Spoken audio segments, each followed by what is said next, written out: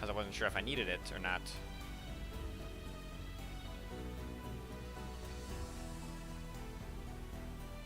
Probably be more evident if there was some, if there was no music, but, well, so that'd be fair. Since the video is quieter in the game, you can set that higher. Okay, I see what you mean. I see what you mean.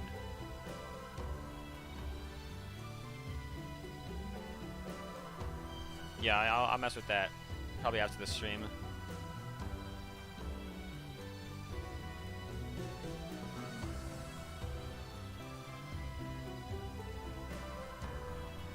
There should also be... I thought I had a...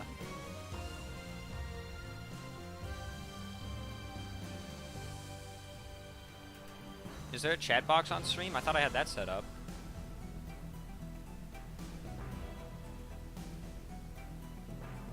Oh, there is? Okay. Oh, there it is. I didn't see it.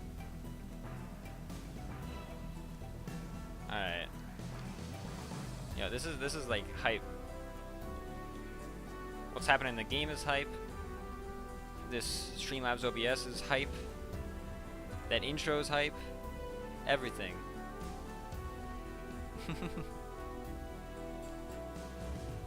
So where specifically did we leave off last time? Hype all around? Exactly. Okay, so we sent the D-Rhine last time. And then I went back to not turn my phone off.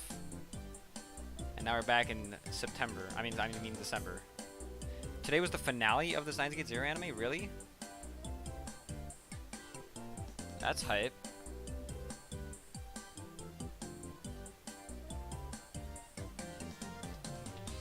Welcome back, Meowster. As I walked into the maid cafe, Maid Queen Yan Yan, the cat-eared maids working there greeted me cheerfully. It was a weekday evening, so there are more open seats than usual. Welcome back, Kioma. I mean, Ocarine. Oh, is Mayuri here today? Maybe she'll be here soon, yeah? About 30 minutes? I see. Mayuri had been working here for a while now. Her maiden name was Mayushi Nyanyan. Well, yeah, like 6 months or something, right? How long had she been working here in the original Steins Gate? Was that ever specified? When she was a maid, she wore a long blonde wig and cat ears, and looked very different from her usual self. Daru called me. Is he here yet? Yep, at his usual spot. I looked towards the back corner and saw a silhouette sitting next to the window with the sun at its back. Oh, and I've got someone with me today. They've never been to a maid cafe before. Can you keep them company until Daru and I finish? Yeah? Who could that be, yeah? Hey, Hyajo, over here. Why did we bring her here? Because Daru wanted to talk to me? I called the Maho. She was fidgeting outside the store, apparently unwilling to come in. Yeah? Okarine's with a cute girl, yeah? Wait, is that really that surprising? And from her height, she's either in elementary school or middle school. She is not. Can't believe it. You've already got Fades, but instead you went out and found a new lover. A lolly lover, Nyan. I did not. She's from an American university, and she's here for research. My only choice is to denounce you at the round table, Nyan. Listen to me. What are you talking about? Maho had finally made it inside, and she was staring at me and Fades with suspicious eyes. I'd gone with Maho to the police to talk about the attack again. After that, we both realized we hadn't eaten, so I brought her here. Fades stood up to her full height, gave a cute little bow, and then did one of her cat-like poses. Welcome back, Meowsters. At this cafe, we don't say welcome, we say welcome back, Nya. Oh, so that's it. I'm Fades Nyan Nyan Nyan. What's your name, mistress? Maho Hyajo. Hyajo. So you're from Okinawa, yeah? Oh. I'm amazed you knew that. People always either ask me to repeat it or just get it wrong. But you knew it was from Okinawa. Of course, yeah. 3 lives ago, I was the spirit guardian of the land of... What? Pipati Roma? I was a spirit guardian of the land of Papati Roma, which lies beyond the horizon of the Ryukyu Kingdom, yeah? Huh? That's right. The voices of the spirits were brought to the people by the Noro, and we make the kingdom prosper, yeah? What are you even talking about, Fades? Noro. Festivities and religious rituals play an important role in Okinawan life, and it's always the job of a woman to lead them. This school of thought that says it's the woman that speaks with the gods is one found all over the world. During the time when Okinawa was still its own independent kingdom, the royal government specifically designated priestesses called Noro, who had greater authority than the high-ranking nobles. The most important of them, the Kikoi no Ukimi, the great lady who hears and prospers, was second in rank only to the king, and her influence extended even into politics and judicial matters. Since the Noro were an official rank of the Okinawan kingdom, their only remnants now that the kingdom is gone, are a few of their descendants. Though it is civilian priestesses and spiritualists called Yuta that perform modern rituals. Geez, that is wordy. These are all wordy. What the heck? These are so long. A legendary... Gosh dang it, why did I decide to read the name? Paipati Roma. A legendary island whose name, written in kanji, means the island between the shining summer waves. It is said to be even farther south than Hateruma Island, the southernmost occupied islands of Japan. In Okinawan, Pai means south, Pari means end, and Roma means coral reef. So put together, it means the southernmost coral reef. So Paipati Roma. Yeah. The southernmost coral reef. The Okinawan faith has always believed that beyond the sea lies a mythical utopia called Niraikanai, and Paipati Roma is believed to be a variant of this. Another explanation says that geographically, it could refer to Taiwan or Luzon Island, but the truth of both theories is unknown. Another island in the Yayama Island chain, Yonaguni Island, has a belief in a legendary island called Haidonin. This shows how deeply the Niraikanai belief is embedded in the area. What is going on? These are like the longest things I've ever read. What is going on? I'm mad.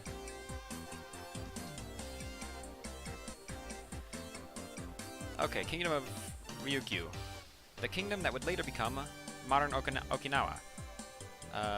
The country that had a long history that stretched over 4.5 centuries and served as a major trading point in the Asian region. The capital was located at Naha at Shuri Castle. High-ranking noble families called Wikata built castles called Gusuku on top of mountains and hills, and ruled over their own local areas. In 1609, they were invaded by Satsuma province, and were forced to pay tribute both to Satsuma and the Edo shogunate. Even so, the kingdom was allowed to keep its independent status. But in 1879, the restoring government forced it to hand over Shuri Castle, and it officially became a part of Japan. Religious rituals played an extremely important role in the life of the kingdom of Ryukyu. These rituals were held by priestesses called Noro. Jeez. That's right. The voices of spirits were brought to the people by the Noro, and we make the kingdom prosper, yeah? But the raising sea gods invaded Paipati Roma, and at last I'm sorry? What is she talking about? Oh, it's a special dialect spoken exclusively by the people of Akihabara. Is that right? Yeah. Think about it too much and your head will explode. Harsh. It already feels like it's about to explode. Anyway, just wait a minute. I need to talk to my friend over there. Yo, the absolute lad. I pointed to Daru, and when she saw him by the window, her eyes narrowed. Something wrong? He's a pretty big guy. I'll introduce you later. Tell him lose some weight. Okay, Mahonyan. I'll take you to your seat. Another maid had just finished cleaning the table. Mahonyan? Isn't it cute, yeah? I'd prefer something more normal. This is normal, yeah? Now come this way, Mahonyan. She is not enjoying this. Maho remained dead silent as she was led to a seat near where Daru was sitting. I headed to Daru's table too. I sat across from him and ordered some coffee from a nearby maid. I'm disappointed in you, Okunin. Normies must explode. Don't say the same thing as Fades. It's not like that. What do you mean it's not like that? She's a legal lolly.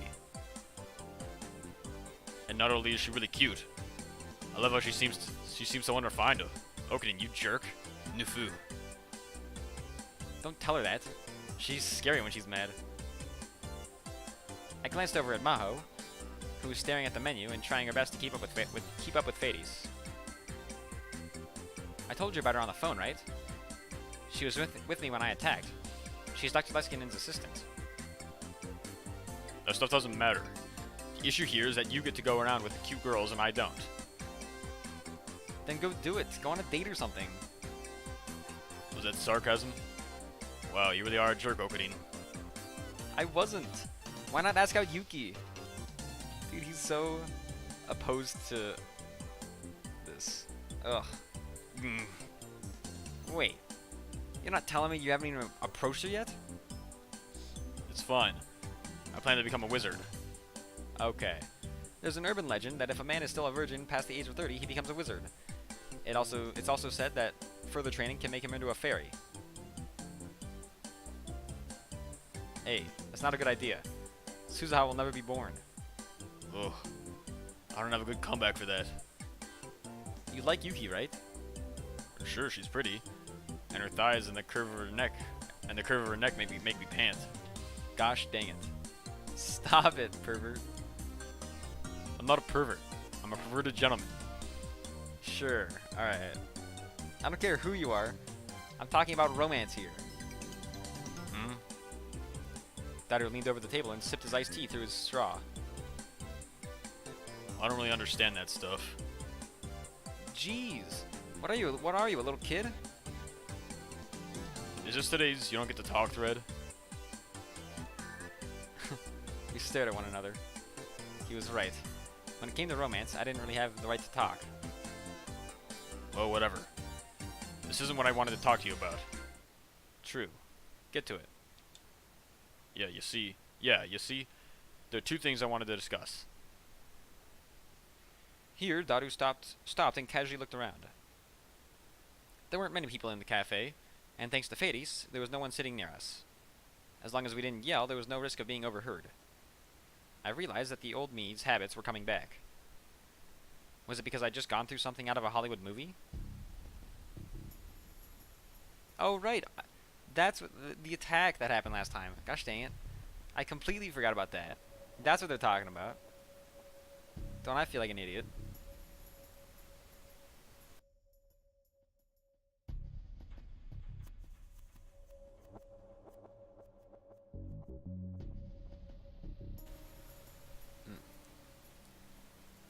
First, I want you to keep this a secret from Mayuri, but I'm looking for someone. A secret from Mayuri? That's right. Why? Oh, well, you know. I do not know. He seemed reluctant to speak. What are you talking about? Oh, I see. You noticed since you were kids, right? Does she have any friends named Kagadi? Kagadi? Is that the first time we're hearing that on this timeline? Probably. Of course, I didn't know every single one of her friends, but I never heard that name. Well, there's my answer. No, not as far as I know. Then forget the name. Were there any girls that she was especially close to? Well, let me see. There was a couple of kids she used to play with in elementary school. I told Daru their names. Of course, he knew all her friends since high school. She was especially close to Fubuki and Kaede from her cosplay group, as well as Fadis and the other maids at May Queen Nyanyan.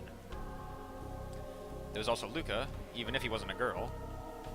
That's all I can tell you. I don't know much more than you do, sorry. No, that's plenty. Thanks.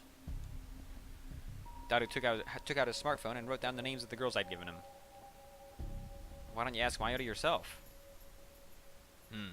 Well, there's some stuff going on. And who is this Kagadi anyway? Why are you looking for her? Daru was unconsciously tapping the table. He seemed to be deciding how best to explain it. Actually, it's not me who's looking for her. It's Suzuha. Suzuha? Why would she be looking for a friend of Mayuri's? No, wait. If Suzuha was involved, that means Mayuri's future is involved. Is that why she can't tell Mayuri? Yeah. Her name is Kagadi Shina. Shina? Yep. A relative of Mayuri's or something? No, well, maybe. She's Mayushi's daughter. Oh. You said it so naturally that I almost missed it. I see. Her daughter, huh? Her daughter. What does daughter mean again? Okabe. What are you up to? Daughter. Mayuri's daughter. Mayuri's daughter? Shh, you're too loud. I swallowed my words as best as I could. Is that true? Yeah, but not her real daughter, I guess. She was a war orphan that Mayushi adopted. A war orphan. I couldn't even imagine what chain of events in the future would bring about that. But it sounded a lot like something Mayuri would do. Even in the worst world line, Mayuri would still know the joy of having a child. Maybe it was wrong, but that still made me feel a little better. But at the same time, I felt a little worried about whether she could raise a kid. But isn't that weird? Why would Mayuri's daughter be here in this time? She escaped from 2036 along with Suzuha, it looks like. What? But when she stopped in Akihabara in 1998 for a mission, they got separated. Suzuha searched as hard as she could, but never found her. And so she left her in 1998? I guess someone almost found the time machine while she was searching. She had to jump and leave Kagadi behind. Afterward, she kept trying to jump forward a few months at a time and look for her, but once she got to the year 2000, she started to run out of fuel. And so she jumped to 2010 to fulfill her mission? I finished the sentence and Daru nodded. But even after coming here, she's still looking. So, do you think you could ask Miss Maya without letting her know what's up? Me? Whether someone around her age came to see her about 10 years ago, or something like that. Oh, yeah, sure, I'll ask. If I could find her, I wanted to. Adopted or not, she was the future Mayuri's daughter. And I felt a little guilty about things with Suzuha. I wanted to help if I could. Just then, the maid brought me my coffee. As I drank it, I looked over to Maho's seat, and Fadis had barely left her alone for an instant. Alright. I'll put a magic spell on your pancakes to make them taste even better, nya. Magic? Say it with me, Mahonyan. The world is in danger, nya. It's a conspiracy, nya. Dude, Fades is like too energetic for Maho. This is the best thing I've ever seen. Can I just eat my pancakes normally? There's no normal here, nya. Now enjoy your pancakes, nya. Thanks. Oh, Mahonyan, it's dripping. The honey is dripping. Huh? What? Oh, jeez. Oh, jeez, you're like a little baby. A baby? They looked like they were having a good time. I don't know about that.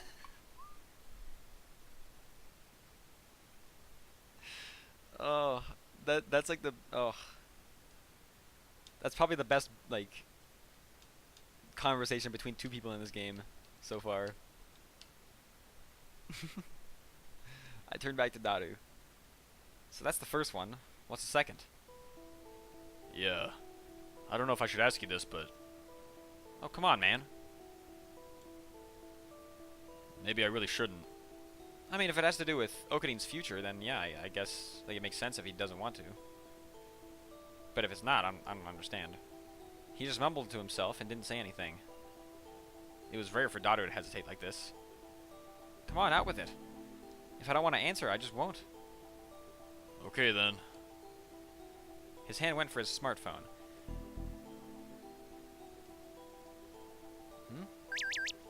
Huh? Rhine? Is this somewhere I should save? I don't know. I'll do it anyway. Did Daru send me something? Even though he was right in front of me? I looked at his face. He impatiently gestured for me to check Rhine. Why do you want me to look at my Rhine? It sounded like something Moika Kitty would do. Alright, we'll check it. This is about my secret job. So let's use this. So this secret job of yours. Shh. Daru cut me off and pointed at my phone. I guess he wanted me to use it. Was this something even more secret than what we just talked about? Secret job? You mean you're hacking? Yeah, basically. It's not all illegal stuff though. I make online systems for manufacturers and banks. Build and admin servers, boring stuff like that. Oh, and I do virus analysis and make security software. There's data recovery. Oh, and making new encryption tech too. Seriously? So like a system engineer? Nothing formal like that. But we've got a bit of a reputation. Our group gets jobs from all over the world. I call myself Dash. What's that short for? I can't tell you. Why? I just can't. I don't think I can help you with that. What? Like, it's like, what does he need help with?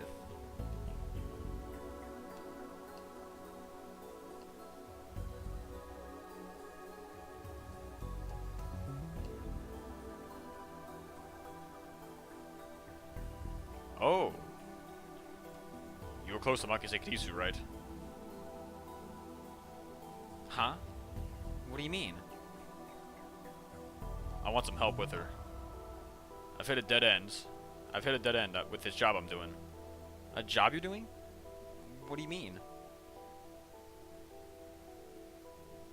Sorry. Never mind. Daru said that to me directly, and was about to put away his phone. Wait. If you stop here, I'm gonna be so busy thinking about it that I won't be able to sleep at night.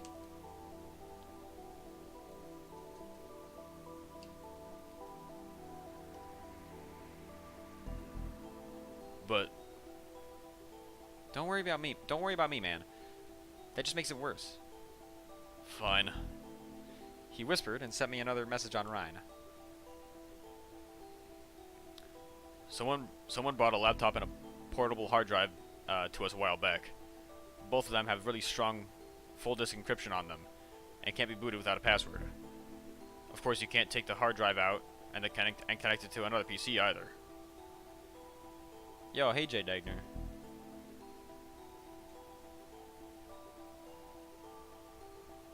client hit up a bunch of places with no luck, and finally came to us. Is the encryption that strong? I've heard that even full disk encryption can be broken by a pro. Not happening with this one. You know why?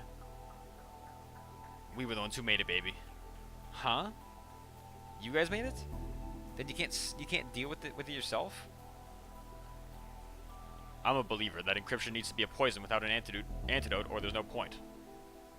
So you don't even know how to break the code, even though you made it? Exactly. If we can break it, then other hackers who are just as good as us can break it too, right? And that's no good. Duh. So how do I come into this? I see. And don't call me a super hacker. I didn't. Otsu? What is Otsu? Short for Otsukare-sama, which means good work or way to go, net slang. I didn't. But what's this got to do with Kurisu? The laptop and hard drive belong to Makise Kurisu. What?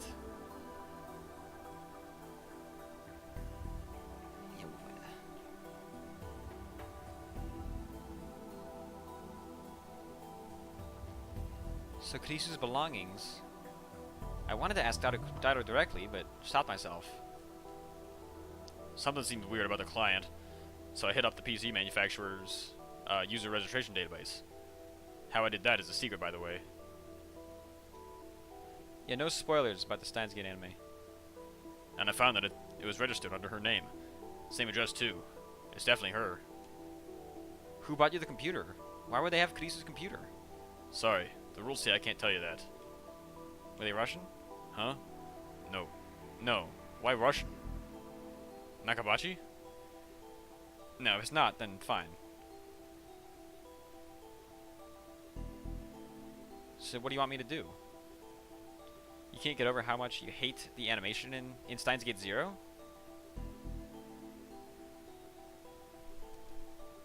I want a hint, man.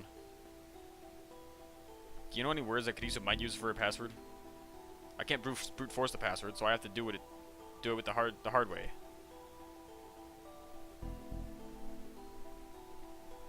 I tried her birthday, graduation date, and stuff. Address and phone too. Not that I can imagine her picking them for a password. Also, any words commonly used in brain science, or frequently used in papers. I've got all that data. Now I'm trying to stuff from her private life. We learned this in one of the endings. I forget what it was, though.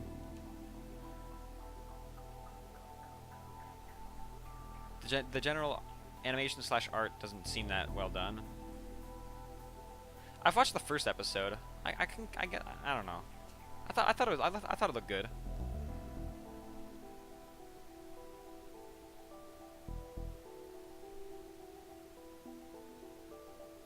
I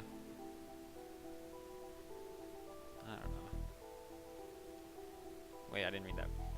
It felt like the grave of someone I cared about was being violated. What kind of words did I associate with Kurisu's private life anyway? Kuri Gohan and Kamehameha? My fork? Or maybe something to do with her dad? I tried to remember more about Kurisu, but when I did, I started to think about her last memories. I quickly shut down that train of thought. Yeah, good idea. Sorry. Can you give me a little time? I can't come up with anything that quickly. Yeah, Roger. Just tell me if you remember something. And I'm not forcing you. If you remember and don't want to tell me, that's fine. Yeah. I sighed and gulped down my cold coffee.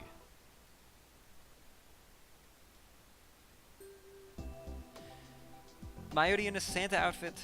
Hype.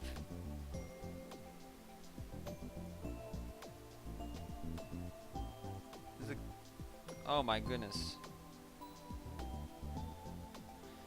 The art of any specific character doesn't bother you. More the frames or scenes or something? Huh.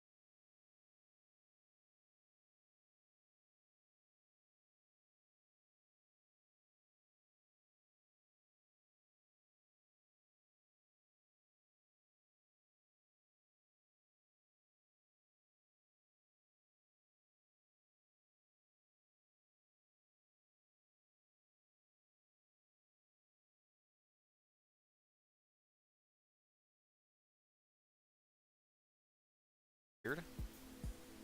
The last time we talked, well, part of it was because I was freaking out, but I kind of hung up on her. Knowing Kirisu's personality, she's mad. I'm sure of it. And since I'm still kind of connected to her, I've got this invisible pressure bearing down on me every minute of the day. Dr. Leskinen had been trying to help me out, but I would have felt better if he just stripped me of access. Does it really bother you that much?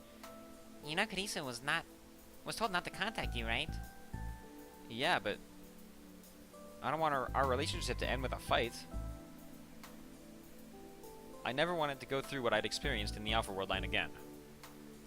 In that world line, I'd never been able to figure out what she was trying to tell me at the end. Well, whatever. If you want me to talk to her too, I will. So let's get this over with. Thanks. It's Christmas Eve, so why not say something nice? Alright, I'll save. If you're telling me you got an autosave.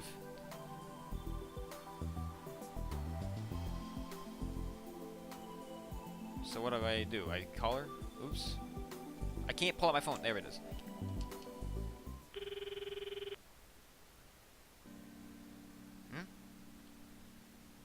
What? I can't believe you actually connected to me again. Huh? What's going on? What? Oh, she totally wasn't expecting that. Hey. Hello, Akabe Taro. Do you need something from me? I thought you didn't want to talk to me anymore. Oh, well. My eyes glanced towards Maho for help. Kirisu, he wants to talk to you. Can you hear him out? I didn't say wasn't going to, Baka. I was just checking to see if he still didn't want to talk to me. Ugh. She was mad, I knew it. Come on, hurry up. Yeah. I took a single deep breath and lifted up the phone. I'm sorry. Yo, Maho right here is like... What is that angle on her mouth? That's the most impossible angle I've ever seen. I bowed my head. You were nice enough to talk to someone like me, and I betrayed your kindness. And I know it was rude of me to just suddenly hang up the last time we talked. I was remembering some personal stuff that had happened, and I was a mess. But that's got nothing to do with you. That's a pretty good Maho face. It is, it just looks awkward. I at least wanted to apologize before I quit my job as tester. That's all. Kirisu was chuckling the same way Maho had just done. Are you serious? What? How can you laugh when I'm giving you a real apology? Because, well, I'm an AI, right? But still, you got this somber look on your face and you're apologizing so seriously. And the last time we spoke, you said talking to me was embarrassing, right? You're weird. Was it weird to apologize to an AI and mean it? It probably was. Fine. To be honest, I was a little disappointed in you. But this makes me change my mind. If you'll agree to my one condition, I'll forget all about it. Condition? What was she gonna make me do? I had a bad feeling about this. Okay, let's hear it. I want you to take Maho out for dinner today. Huh? Huh? Maho's eyes and mine went wide. Wait, Kirisu, what are you talking about? Don't you know what day it is today? Christmas Eve. Exactly. Exactly what exactly? So what'll it be, Okabe? Yes or no? Why does she look so excited? Fine. Yajo, I'm officially inviting you to the party that I was just telling you about. Please come. Party? getting together with some friends for a Christmas party. That's not what I meant. Okay, you can't do this to me. Mayuri is expecting us. We already said we're gonna be there. So if this is not fine with you, Karisu, we can do it tomorrow. Okay, good. But maybe dinner for two is too much to ask for right off the bat. Maybe this is better? Oh, hey, Carson. Kirisu, if you keep teasing me, I'm gonna get mad. I'm not going to any party. Then I'm not gonna forgive Okabe. Hyajo, please. Why are we talking about this? I'm trying to help you out here. Listen. Anyway, I need to wait for the professor to get here and give him my report. Oh my gosh. Hey, Lintaro, Maho. What are you talking about? Dr. Leskinen walked in at the perfect moment. Maho looked relieved, and went to open the file on her desk. Welcome back, Professor. Here's the data for today. Maho, hold it. You guys want to go somewhere? It's Christmas Eve. Let's put our work away and go get some food. Or did you already have something planned? Nice job, Professor. Yo, Leskinen, MVP. I love this guy. Professor? My friends are having a Christmas party. If you'd like to come, you're more than... Wonderful. I'd love to. I didn't even get to finish my sentence. Dude, what a player. Of course. Maho will be coming too, yes? He has no idea what the predicament she's in, and he's just like unknowingly joining me and Kirisu. Ugh. That was the moment when Maho's last hope of escape was cut off. Then it's settled. Chris, Kirisu smiled mischievously from within the screen. She was quite the plotter. The real Kirisu liked to do silly things like this too. hey Okabe. When she called my name, I gasped. Thanks for apologizing to someone like me. It made me very happy. Oh, no. If you want, we can talk anytime. If you're bored or something. If I feel like it, maybe. Yeah. Bye. Take good care of Maho. Kirisu.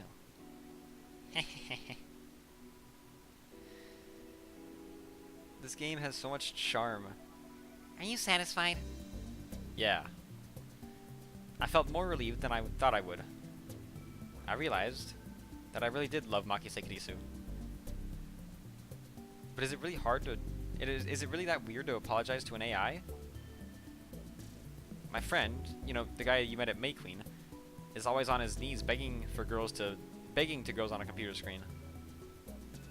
I don't really understand why someone would do that. Uh-oh. That freaked her out. Bad example. Anyway. You really helped me out, Hyajo. You don't really need to do what Kenisu told you to. Well, but... the professor seems really excited about going. The professor flashed his white teeth at me. And I promised Kirisu. You really are weird. But even as she said it, she was smiling. I guess she decided to go to the party. Let's go. What? No, I want to go to the party. Don't give me Suzuha scene. Oh! You know what? I'll take this Suzuha scene. This is interesting. Oh crap, but it's young Kagari. I gotta do young Kagari again. No, Big Sis Suzuha. You can't do that. You can't change the world. You're not making sense. You can't arrest this world. I won't let you. Oh my goodness. What? What just happened? Young Kagami just shot Suzuha out of nowhere? There were bullet marks on the inside of the time machine. Suzuha traced them with her fingers and remembered what had happened there. Okay. That was the last time she had talked to Kagami. She'd never been able to find her after that. Suzuha, what's wrong? You're spacing out. Do you not feel well? Huh? What are you doing here? Suzuha looked back and saw her father, Daru. He seemed worried. He was holding a bolt in his hand and offering it to her. What is a bolt? Oh, sorry. I'm fine. She nodded and took the bolt. What is a bolt? Like, I'm genuinely confused. They were on top of the radio building, where a cold wind was blowing. A light was shining down on the rear of the time machine, where the engine was. A bolt is a type of screw. Oh. Well, like, why would he have a bolt?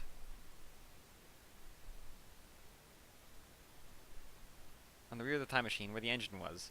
Her head was inside. Her head was inside as she did maintenance work. Daru was wandering around in the background. Okay, maintenance work. I thought that she was just here chilling, and he just brought her a bolt. I'm like, what? Also, nice chat thing on stream. Yeah, thank you. I have it set so it's like right above the text box. Normally, she would never let him near the time machine, but today he'd absolutely insisted on coming.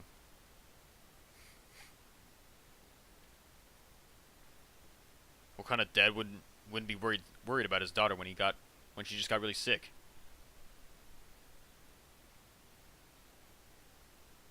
Suzuha had spent the last several days unable to stand up because she hadn't taken care of herself.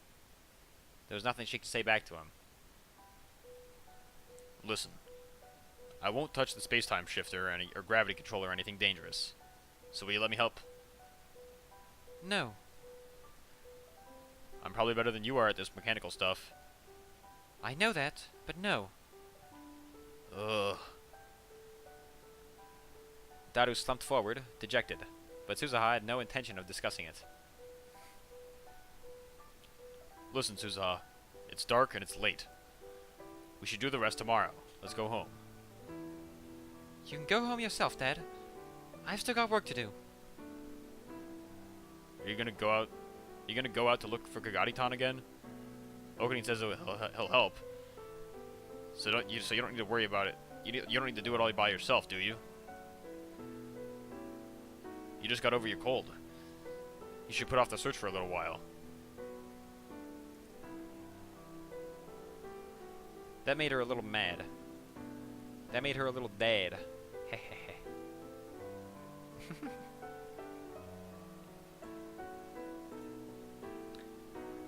I didn't want you telling Uncle Okanin without asking me first. Suzuha had told Daru that she was spending every day looking for Kagami, but it was only later that she'd found out he'd told Rintaro. It wasn't a problem, but her relationship with Rintaro was already a bit strained, and this only made it harder for her to ask him to get back in the time machine. Anyway, you look like you're having a hard time. A bad time. There's a bolt here that's hard to turn. Which? I'll do it for you. You can at least let me do that much, right? Yeah. Suzuha pulled her head out of the engine unit. You're covered in oil. Your pretty face is ruined. Say that stuff to Mom. That's asking too much. How is that asking too much, Daru? Daru stuck his face inside the machine and began to look around. Oh, from the way this is laid out, that pipe was probably added on later. Take the pipe off. Take the pipe off. There's probably coolant or something going through it. So use this valve to empty it first. I don't think this machine was designed with maintenance in mind. You got that right. Wapita. What is that? Oh, acronym for what a pain in the butt.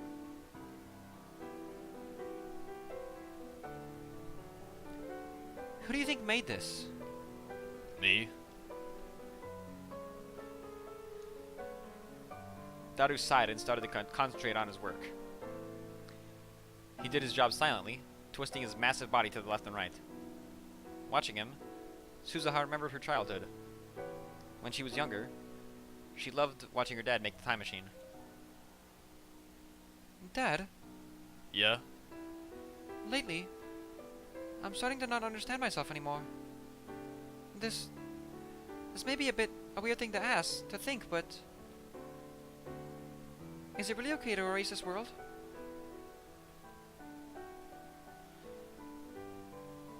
Her mind flashed back to young Kagati's screams. Why did she have a gun? You can't erase this world, huh? She'd never forgotten the look in Kagati's eyes, and she'd never been able to shake the feeling that they were watching her somehow.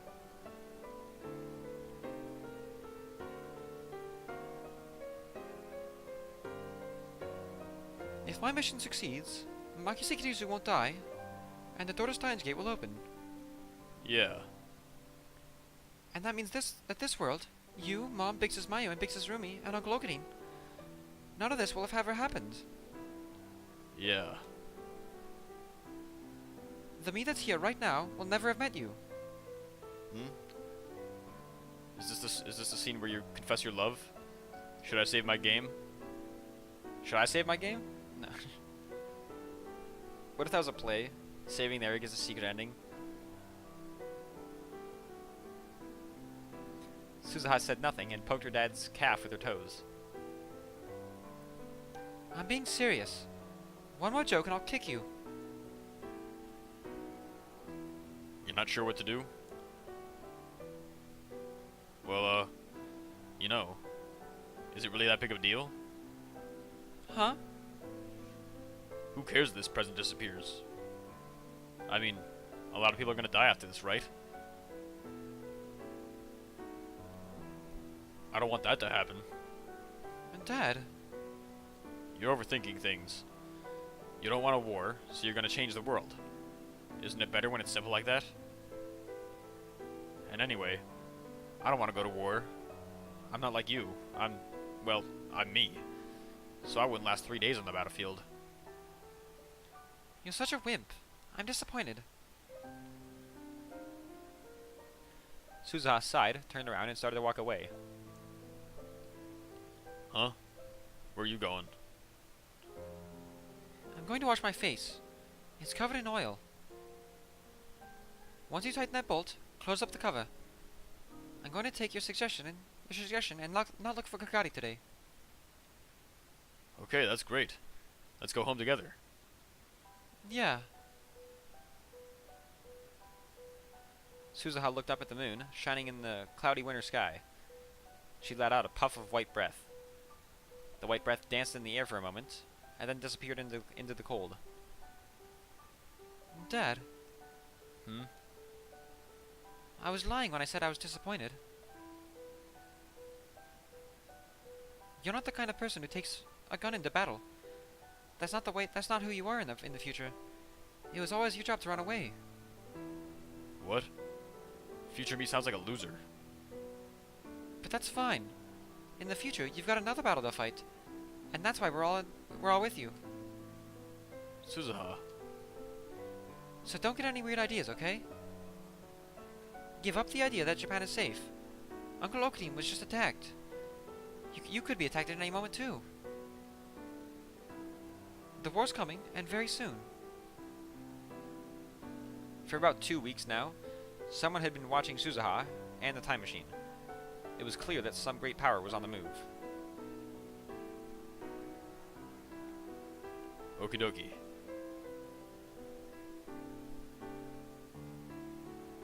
Suzuha nodded, satisfied at Daru's answer, and went to the bathroom to wash her face. Alright, back to Okadine. Give me this party. Yo, let's go. The lab was filled with Santas, just like I'd heard on the phone. And all of them were wearing miniskirts. Please Please not Nae. Have Nae be in her normal outfit. Please. Oh, Ducketing. He's here yet. Everything's ready.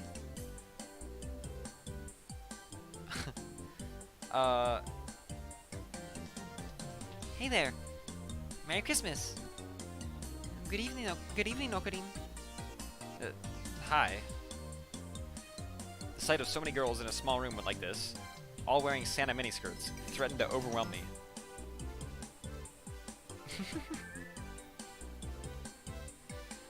What are you wearing, Luca? I was having trouble deciding where to look when Lukako staggered in front of me. You hope she's in her Sergeant Clean outfit? That'd be hype. Okay. Lukako, what are you wearing, man? I didn't expect a Santa in black. And wasn't he exposing an awful lot of skin? It was really erotic. But he's a guy. Okay. Lukako, I'm glad you survived. It must have been hard being the only guy. I gave him a pat on the shoulder and he smiled, relieved. Okay. We're good. No, you did not, Nae.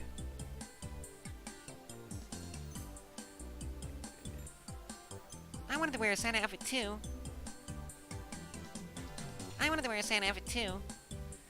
Okay, next year I'll make one for you too. Really? Yeah, they'd have to change the rating of this game for that, Nae. Yeah, exactly. Yep. Thanks, Fixes Mayuri.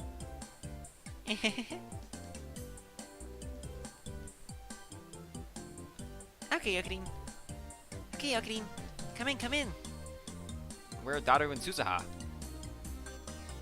No word yet. The biggest goal for today was to get Suzuha to participate. It was no exaggeration to say that's why Mayuri had held this party. By the way, who are your guests? I told them earlier I was bringing Dr. Leskinen and Maho. I forgot about that. I brought the two of them inside. I'll introduce you. This is Dr. Leskinen. Merry Christmas. Fue. Yuki. Gosh dang it. Oh. Wow. Oh. Oh my.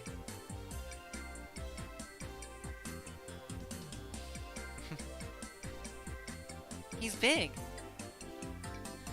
Thank you, cute little lady. But Daddy's bigger. And this is Maho Hiajo. Hi. Nice to meet you. Fue. Wow. Oh. Oh my. Everyone just had the exact same reaction. Mahonyan. We meet again. Oh, it's the Nyan girl.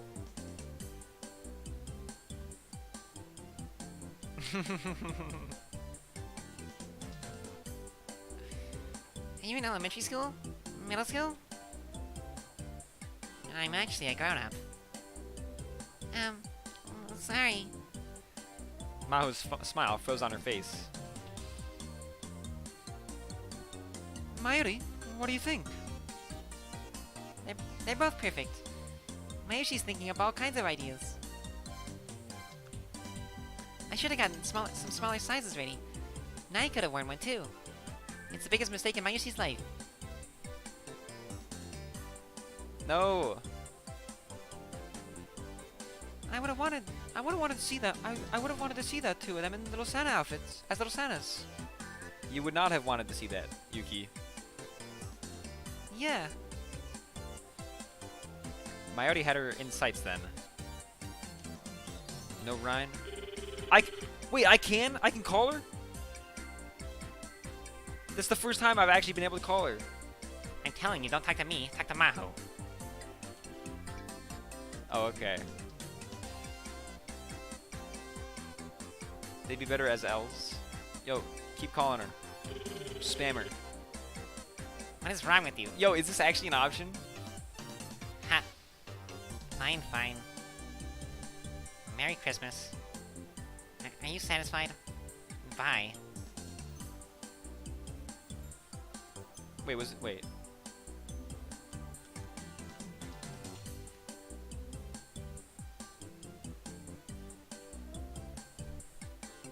Okay, Mayuri had her sights on her then. There was no escape for Maho now. Mayuri was so stubborn, she'd even managed to convince the legendary Shy Lukaku. What about the professor? I'm gonna save. I'm just gonna keep calling Mayuri. I mean, not Mayuri. I'm gonna keep calling Amadeus.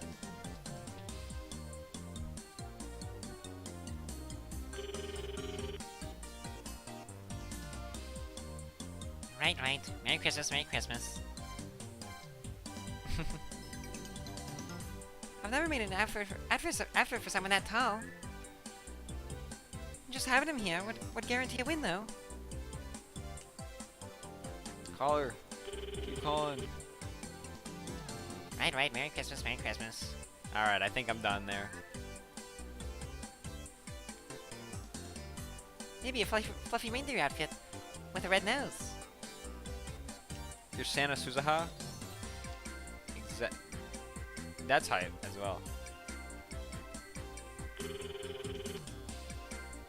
Right. Merry Christmas, Merry Christmas. Alright, I think that's it for Kurisu. Maybe not. Maybe not. Wait, were they seriously going to dress the professor up as a reindeer? Hey, Mayuri. You shouldn't assume that everyone will understand your cosplay hobby. Oh, that's right. It's not good to force people. But lately, as the employees at the convenience stores dress up as Santa for Christmas. Christmas and Kamiwa are two very different things, aren't they? Or so you say, but basically you want to dress the two of them up in Santa outfits, don't you?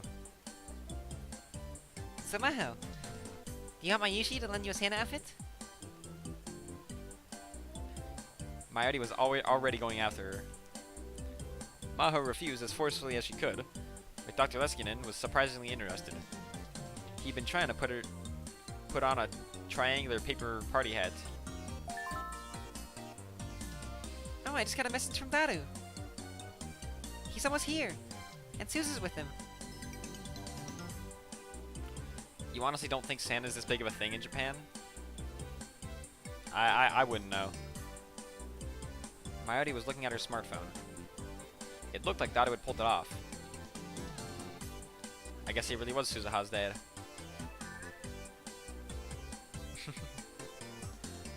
This meant we'd succeeded in our biggest objective, which meant it was on to the next mission. We'd all decided that we were going to surprise Suzuha. Suzuha didn't know that we were all waiting for her. We each grabbed a noisemaker and got into our position. Oh my goodness, guys. You're noisemakers, and she's gonna have like PTSD.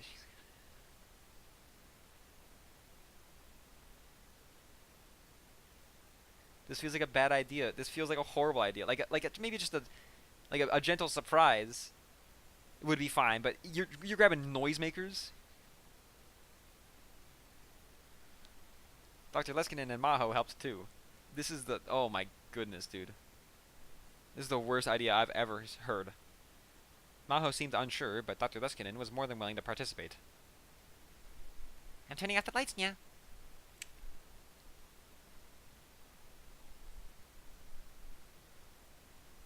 Oh. I wonder if Suzu will like it. She's gonna be terrified. She's gonna be like, "Dad, get down!" And then she's gonna like kick the crap out of Okabe probably. Merry PTSD. You never get to see Suzuha. Suzuha look surprised. But she actually really likes sweets, yeah. And she's really nice. When I said hi a little while ago, she said hi back. Yeah? I wish I could get along with her too. You will.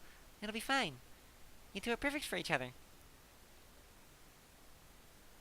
And then we heard Daru's voice from outside the window, in the alley below the building. Okay, I'm going inside.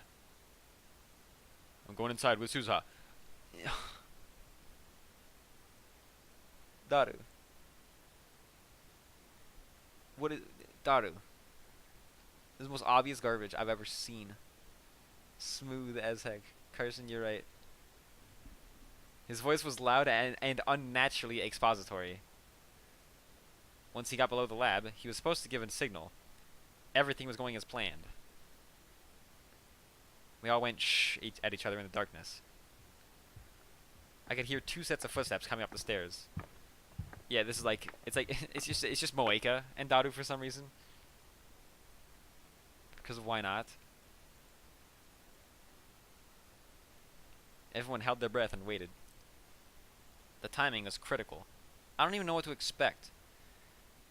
Like, is she gonna be expecting this now that Daru did that horrible exposition? Is she gonna go to PTSD mode? Is she actually gonna be surprised and nothing bad's gonna happen? I don't know. But would she be able to figure it out before we acted?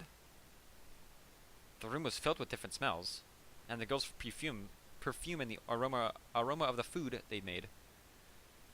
Didn't Suzuha always notice these things more quickly than an ordinary person would? I started to get worried. And then I heard the sound of the front door opening. Huh? Nobody's here today then? Well, some days are like that. Daru, you idiot! Your voice is shaking.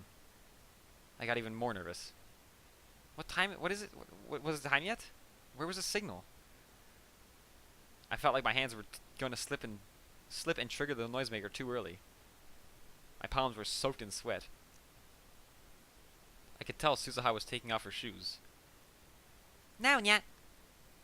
Fades gave the signal, and she's out of there. The second the lights were on, we all activated our noisemakers. Mm-hmm. I could see Suzuha flinch for just an instant. Okay. She's off. But I couldn't follow what had happened after that. That's how fast she was. No. No. She dropped down, sprung off the floor, and leapt towards Yuki, who would appear to be standing in front of her. She might have broken Yuki's jaw with the base of her palm before I could shout at her to stop. Yeah. Ugh. Fortunately, Yuki had been surprised by Suzuha's sudden charge, and had slipped when she tried to step back. Because of this, Suzuha's palm barely missed Yuki's nose as it sliced through the air. Stop it, Suzuha! By the time I had finally shouted, it was all over. Suzuha had grabbed Yuki before she fell down and was holding her up.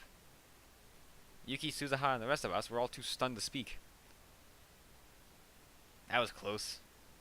If the timing of events had been slightly different, Yuki could have been badly hurt. Yeah. Who thought this was a good idea? Who in this timeline knows about World War III happening in the future? Okabe? It's probably just Okabe and Daru, right? Possibly Mayuri? Okabe could have been like, hey, this is not a good idea. Daru could have said something like before today. Ugh. Stop, Nya. Merry Christmas. Everyone finally realized what had happened and began to panic. Yuki simply lay in Suzuha's arms, blinking her eyes.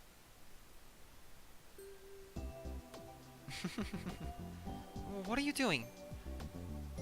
What are these faces? Okabe has PTSD. How did he not figure this? Dude, Daru and Fades' faces is the greatest faces of all time.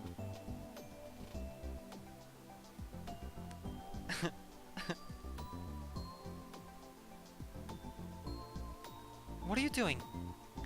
Suzuha seemed to snack back to reality. She was looking around at everyone. I said Merry Christmas, Suzu. Merry Christmas. Those are awesome reaction faces. Emote worthy? Probably, honestly. Taru's is perfect.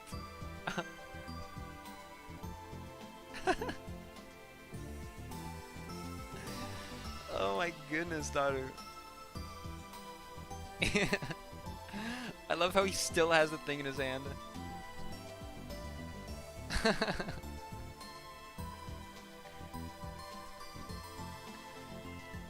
Yeah. Wow. That scared me. Those are amazing moves. It was too fast for me to follow.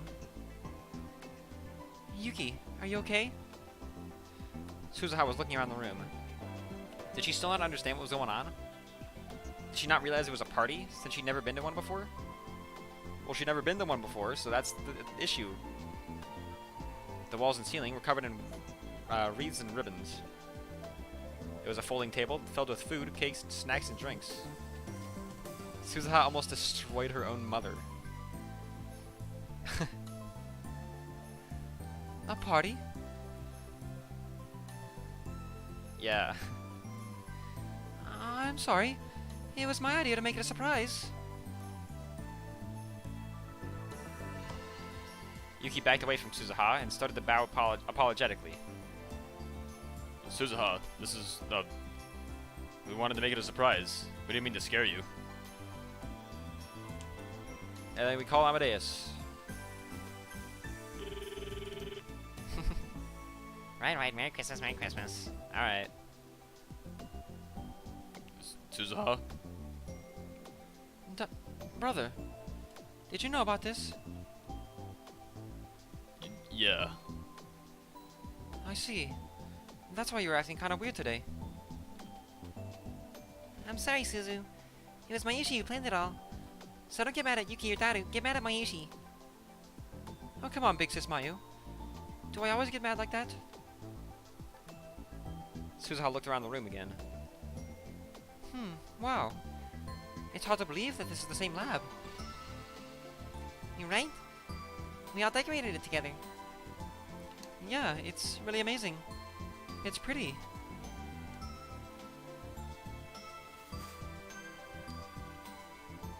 Suzuha laughed half-heartedly and began backing towards the door. Where are you going? Huh? Where? You guys are having a party, right? I don't want to get in the way. Come on, brother. You know I don't belong in a place like this. That's not true, Nyan. Let's all have a party. Let's all have a party together, Nyan. Huh? But I've never done this stuff before. You just have fun and eat. You just have fun and eat food and talk. So come on, okay? Mayuri grabbed Suzuha's hand tightly to keep her from getting away. Big sis Mayu. Come on. We got a seat for you too, Suzuha. But I really don't know what to do. Just sit down, okay? Suzu.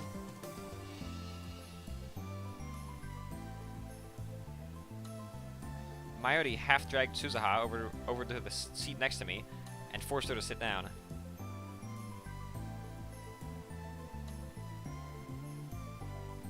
Okay, everybody. The gang is all here now, yeah? Round of applause, everyone. Round of applause, everyone. Yeah. Everybody started to applaud at Fubuki's signal. Dad had played some Christmas carols on the computer.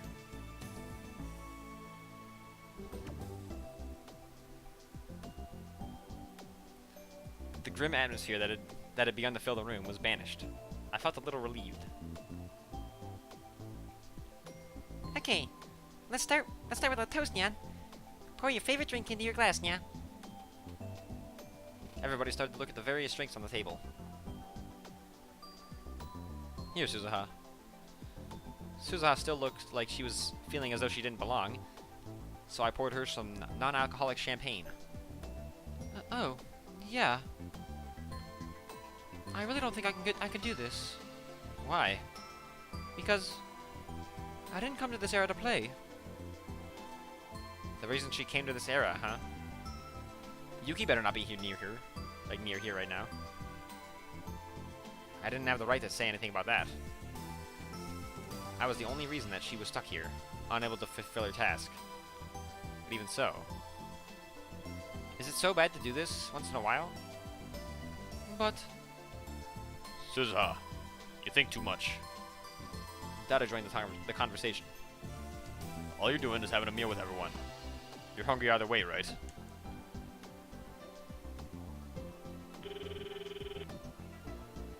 Right, right. Merry Christmas, Merry Christmas. Come on, you can do better than that, Karisu. well, Maybe Daru's statement caused her to realize it, because her stomach rumbled. See? Everybody made a lot of food for you. So just say thanks and eat it.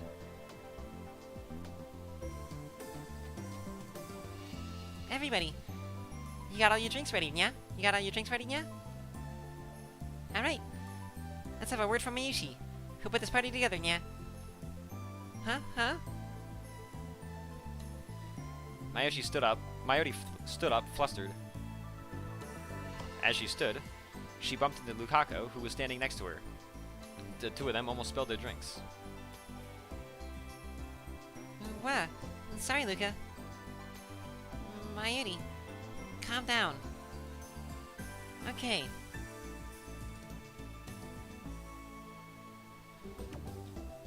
Mayuri started to take deep breaths. It's Christmas Eve today. There's normies out everywhere today. But this year, let's have a party and be normies ourselves.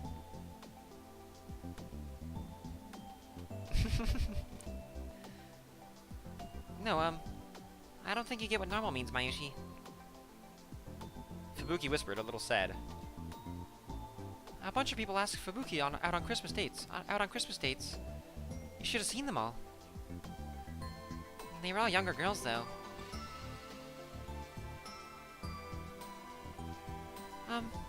Anyway, If everybody has a good time, if anybody has a good time, Mayushi will be happy. And that's all. Mayuri gave a little bow and smiled to Suzuha.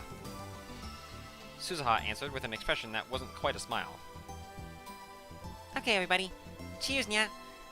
Maho-nyan, you give the toast. What? Me? You came all the way out here.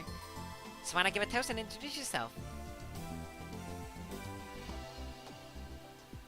Maho stood up with a slight frown and thought for a moment before she opened her mouth. Thank you all for having me today. Dr. Leskinen and I are from America, so I've never spent Christmas in Japan before. And I'm finding out that spending a cheerful Christmas with friends is also a great... Say something interesting, yeah? Huh? Something interesting, yeah? What? Fades, you're crazy. Yeah. Uh-oh. She was totally losing it. She was worse than Mayuri had been a moment ago. Call someone. Call Karisu. Right, Merry Christmas, Merry Christmas. Karisu, come on. It was hard to believe I'd seen her interpreting in front of that huge crowd at ATF. Was she bad at ad-libbing?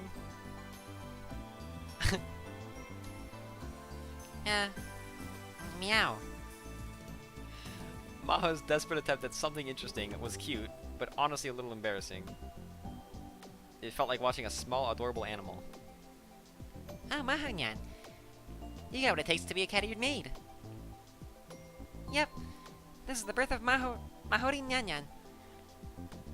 Fades and Mayuri were the only ones who seemed really impressed. What am I doing? Hyajo, the toast. Right. I'll do that. Okay, then. Cheers. Cheers! Alright. Everybody happily clinked their glasses together.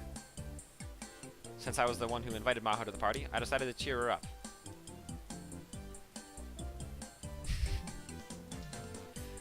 That was an interesting toast.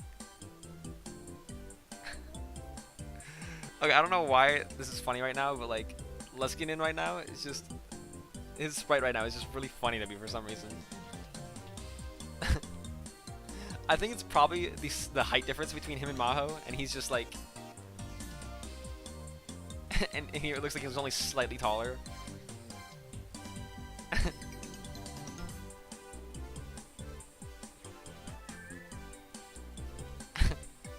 hate myself. You didn't notice Fades isn't wearing her paws. Yeah, because she's wearing a Santa outfit. A cat Santa outfit, I should say. What are you talking about? You are a cool cat. Mahonyan, when are you studying at May Queen? I'm not, okay? Fades and Dr. Leskinen were both enjoying trying to make her feel better. Suzu, let's have a toast. Me too, Suzuha. Oh, yeah. Suzuha still had a somber look on her face, but Mayuri, Yuki, and Daru forced her into a toast. Here, Suzu. Maishi made this. Mayuri put a piece of quiche on a plate and gave it to Suzuha. When Suzuha took a bite, her expression began to shine. It's good. Really? Yeah. Eat more. Eat a lot. I can't eat it all at once. Oh, yeah?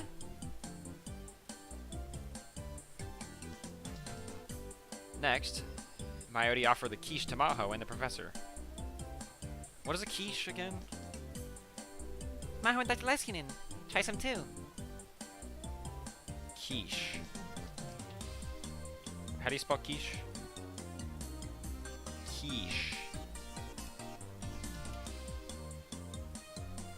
Oh. Looks pretty good.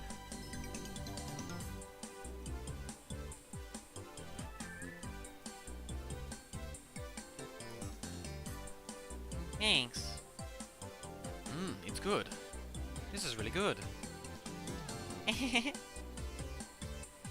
Okay, try this too. It's shrimp gelatin and ethnic-style fried chicken. Oh, gratin. I said gelatin. It's shrimp gratin and ethnic-style fried chicken. Excellent. You really put a lot of effort into this. Yuki went around and offered everyone something to eat. But she couldn't bring herself to offer any to Suzuha. Mayuri kept motioning for her to go over, but Yuki just kept fidgeting. Maybe she was thinking about it too much. But Suzuha kept devouring all the food that Mayuri and Yuki had prepared, and gushing over each dish. The two of them had been practicing their cooking for about a month here in the lab. I guess it paid off. Oh, there's a cake too. Kaede did the decorations. I didn't do a very good job, so forgive me. Kaede's really kind of clumsy. Doesn't that make her just cuter? That really doesn't feel like a compliment. Everyone laughed. Then, about an hour after we started eating, when she saw that everyone had eaten through enough food, Fades clapped her hands together loudly to draw everyone's attention. Okay, every kitty. Now that we're all having fun, I'd like to start exchanging presents, yeah. We didn't have any time to get something good.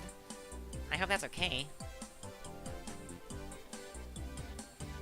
Maho and the professor had stopped at Don Quixote on their way from Wako City, and spent just 10 minutes picking out presents. Don't worry. That's fine, yeah.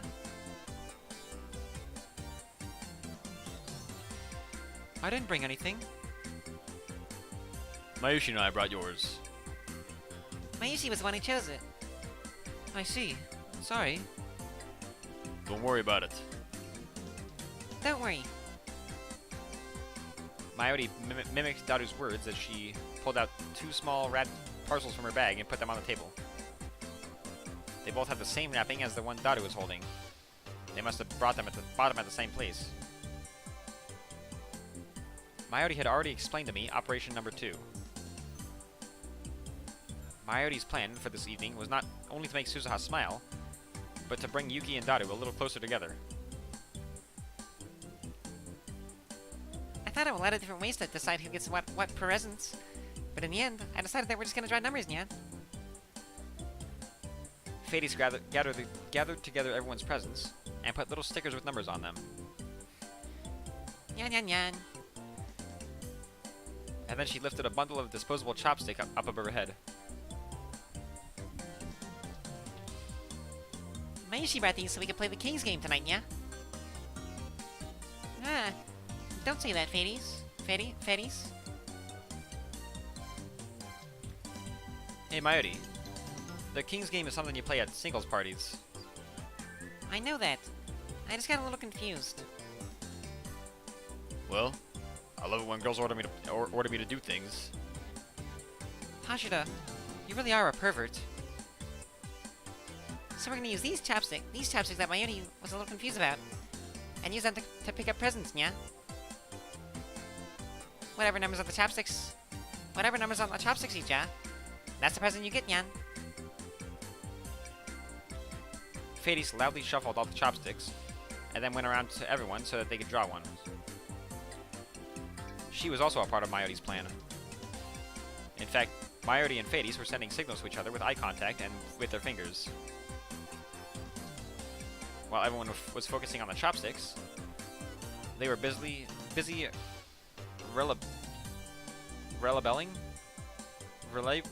relabeling Yuki and Daru's presents. Relabeling Yuki and Daru's presents. They were so obvious about it that I was started getting nervous that Yuki would find out. Everybody got a chopstick, yeah? Okay. I'll hand out the presents. No opening your present until everyone got theirs. This is really exciting, isn't it? I wonder what I'm gonna get. Fades and Mayuri passed out the presents according to the numbers that everyone drew. Once the presents were handed out, everyone started to take off the wrapping paper. What? Naya was the first to react as she gave out a very strange cry. Inside her box was a skull face. Oh. Isn't that cool? It's a belt buckle, Nai. If you wear it to school, I'm sure it'll make you very popular. Thank you. Yukako, you terrified her.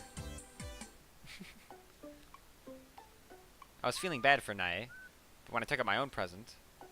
Ugh, whose idea was this? The box had a cute design, and inside it was what looked like a see-through white veil. The veil was decorated here and there with little pink ribbons. This can't be a... Oh, you got it, Okadim. You can give it to Mayushi as a present. No way! I'm sure she'd be happy to wear it for you. Why are we talking about this? What? What's this about me?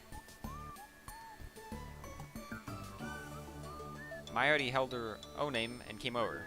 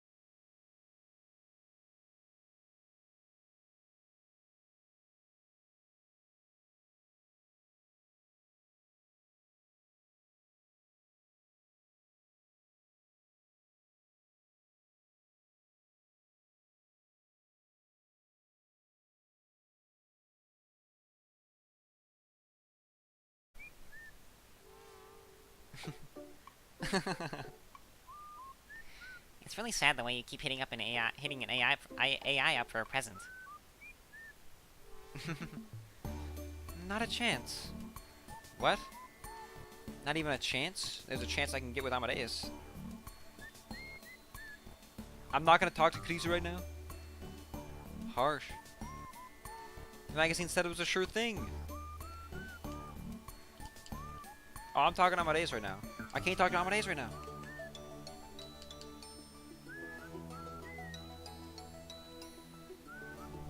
Mayushi's happy.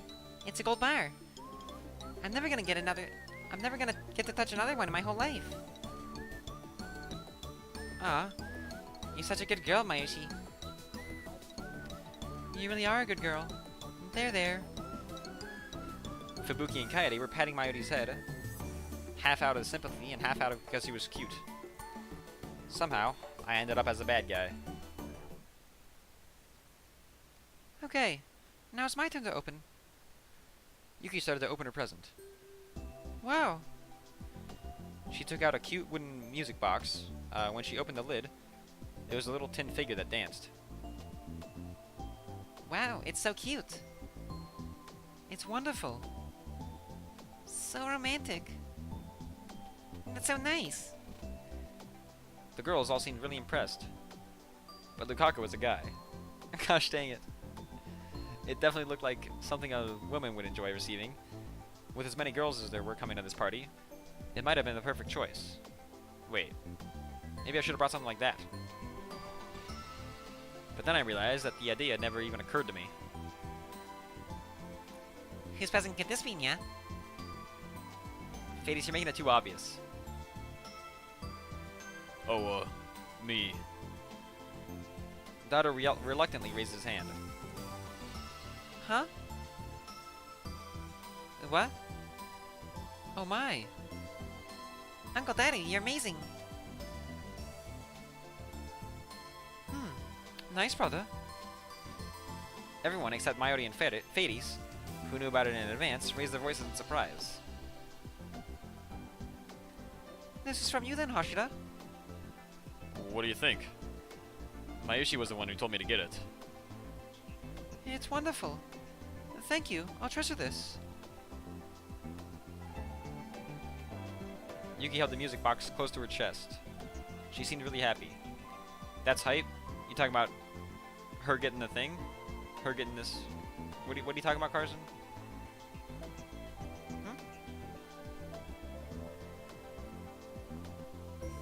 I mean, it was planned for her to get it. Like, it was calculated.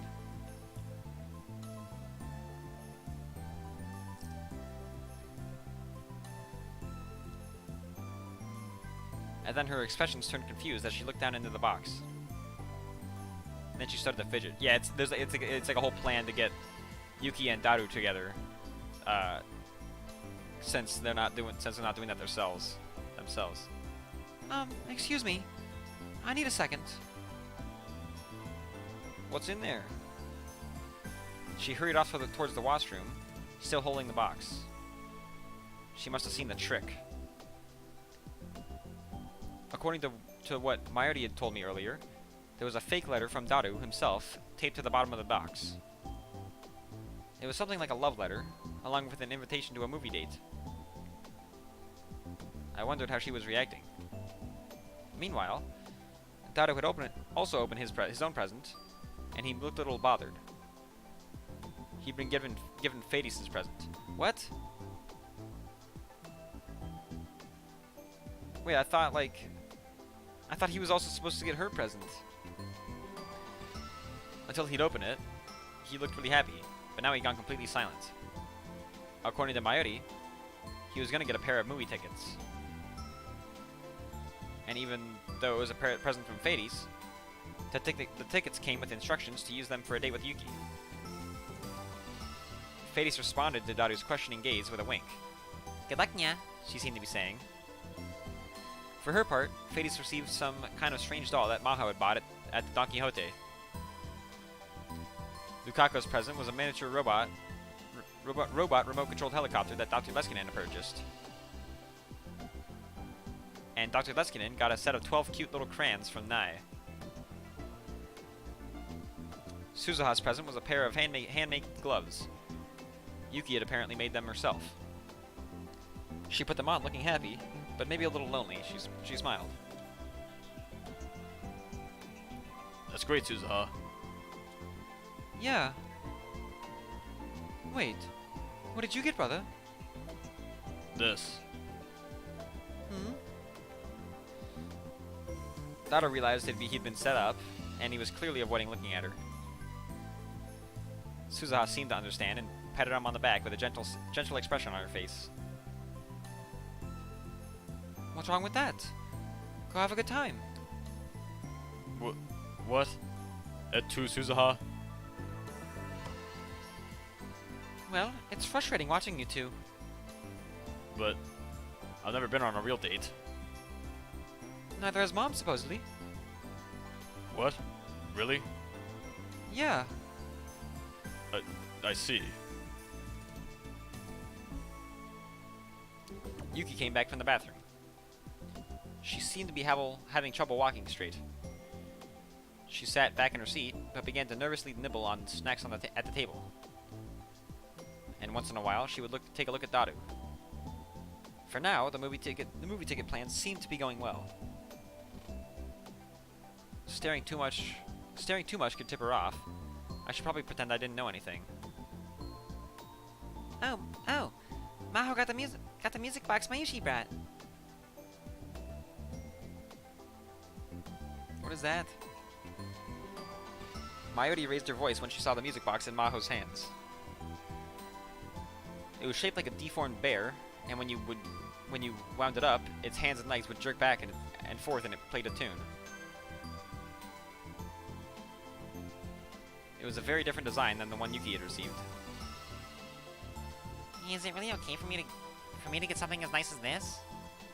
Sure it is. Go ahead. What kind of music does it play? I want to hear. Yeah, me too. Maho started to wind it up. As she wound it, Kaede turned off the music in the background. Here we go.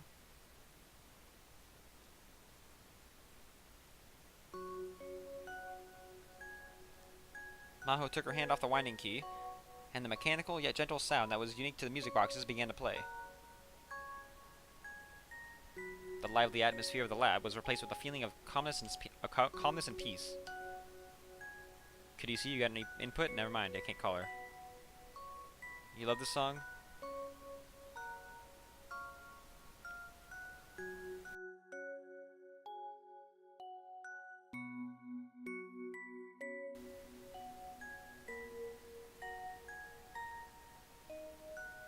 Kagadi ending song?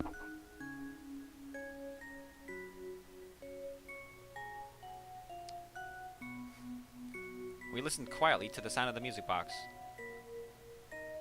Mayushi really likes this song. Oh yeah, this might be the Kagadi ending song. Yeah. Is that what this is? Is that actually what this is? The one that, like, everyone kept hearing from someone else? Oh, nice. So do I. It makes you feel all warm, right? Yeah, it does. Oh, I see. This is the song. Suzuha stood up as if she suddenly remembered something. Yuki, don't you remember? Huh? What? Yuki was spacing out so hard that she started to panic when Suzuha spoke to her. Oh, this is the song she was singing. Potentially in the shower? When Suzuha heard her? When I was sick, you sang the song for me here. Oh, come to think of it. Yeah, it's definitely this song. You're gonna start raising your finger like that when you're confused?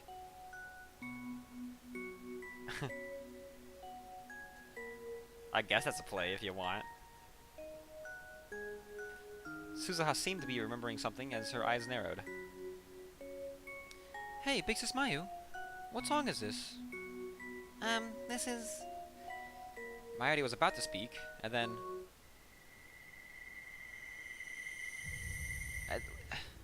Out of nowhere, the world twisted. Why? Ugh. I moaned in pain as the incredible sense of wrongness flooded through me.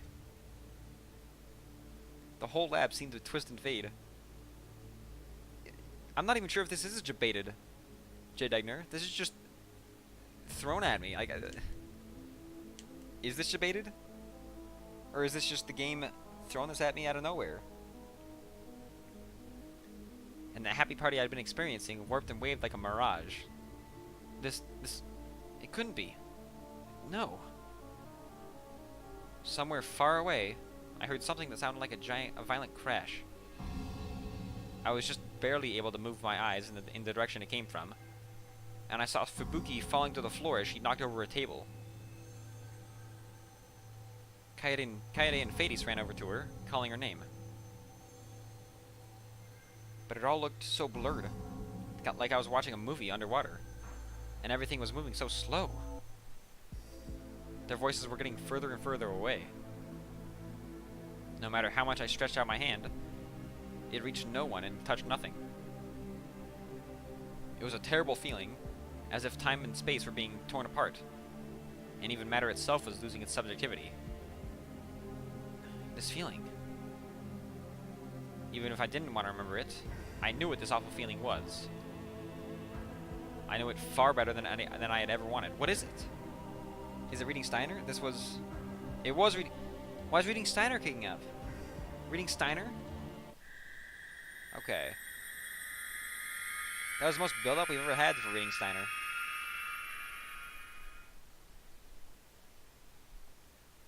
X-Day Protocol done. Pandora's Box. I don't want a chapter named Pandora's Box.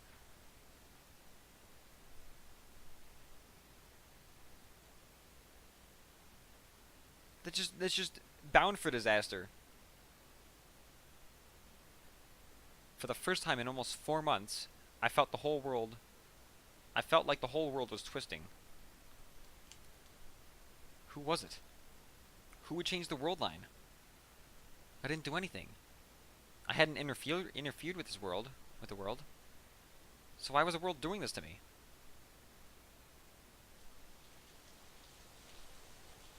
Where even am I?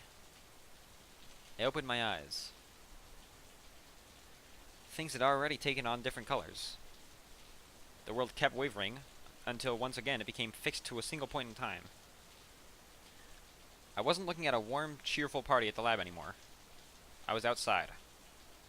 It was raining. The rain was falling on my face, in drops so large that it hurt. It was a midwinter rain. It was freezing cold, and I could feel it sapping the strength from my body. My view stopped twisting. I was standing at the broad back of a man. I was staring at the broad back of a man I didn't know. I could hear the sound of many boots stamping through the mud, mingling with the falling rain. The stench was terrible. The smell of sewage was so strong it hurt to breathe. And it was mixed with the awful smell of burning rubber and plastic. Where was I? What was I doing right now? Things around me had changed so much. I tried to understand the situation I was in, but my brain was having an awful time keeping up.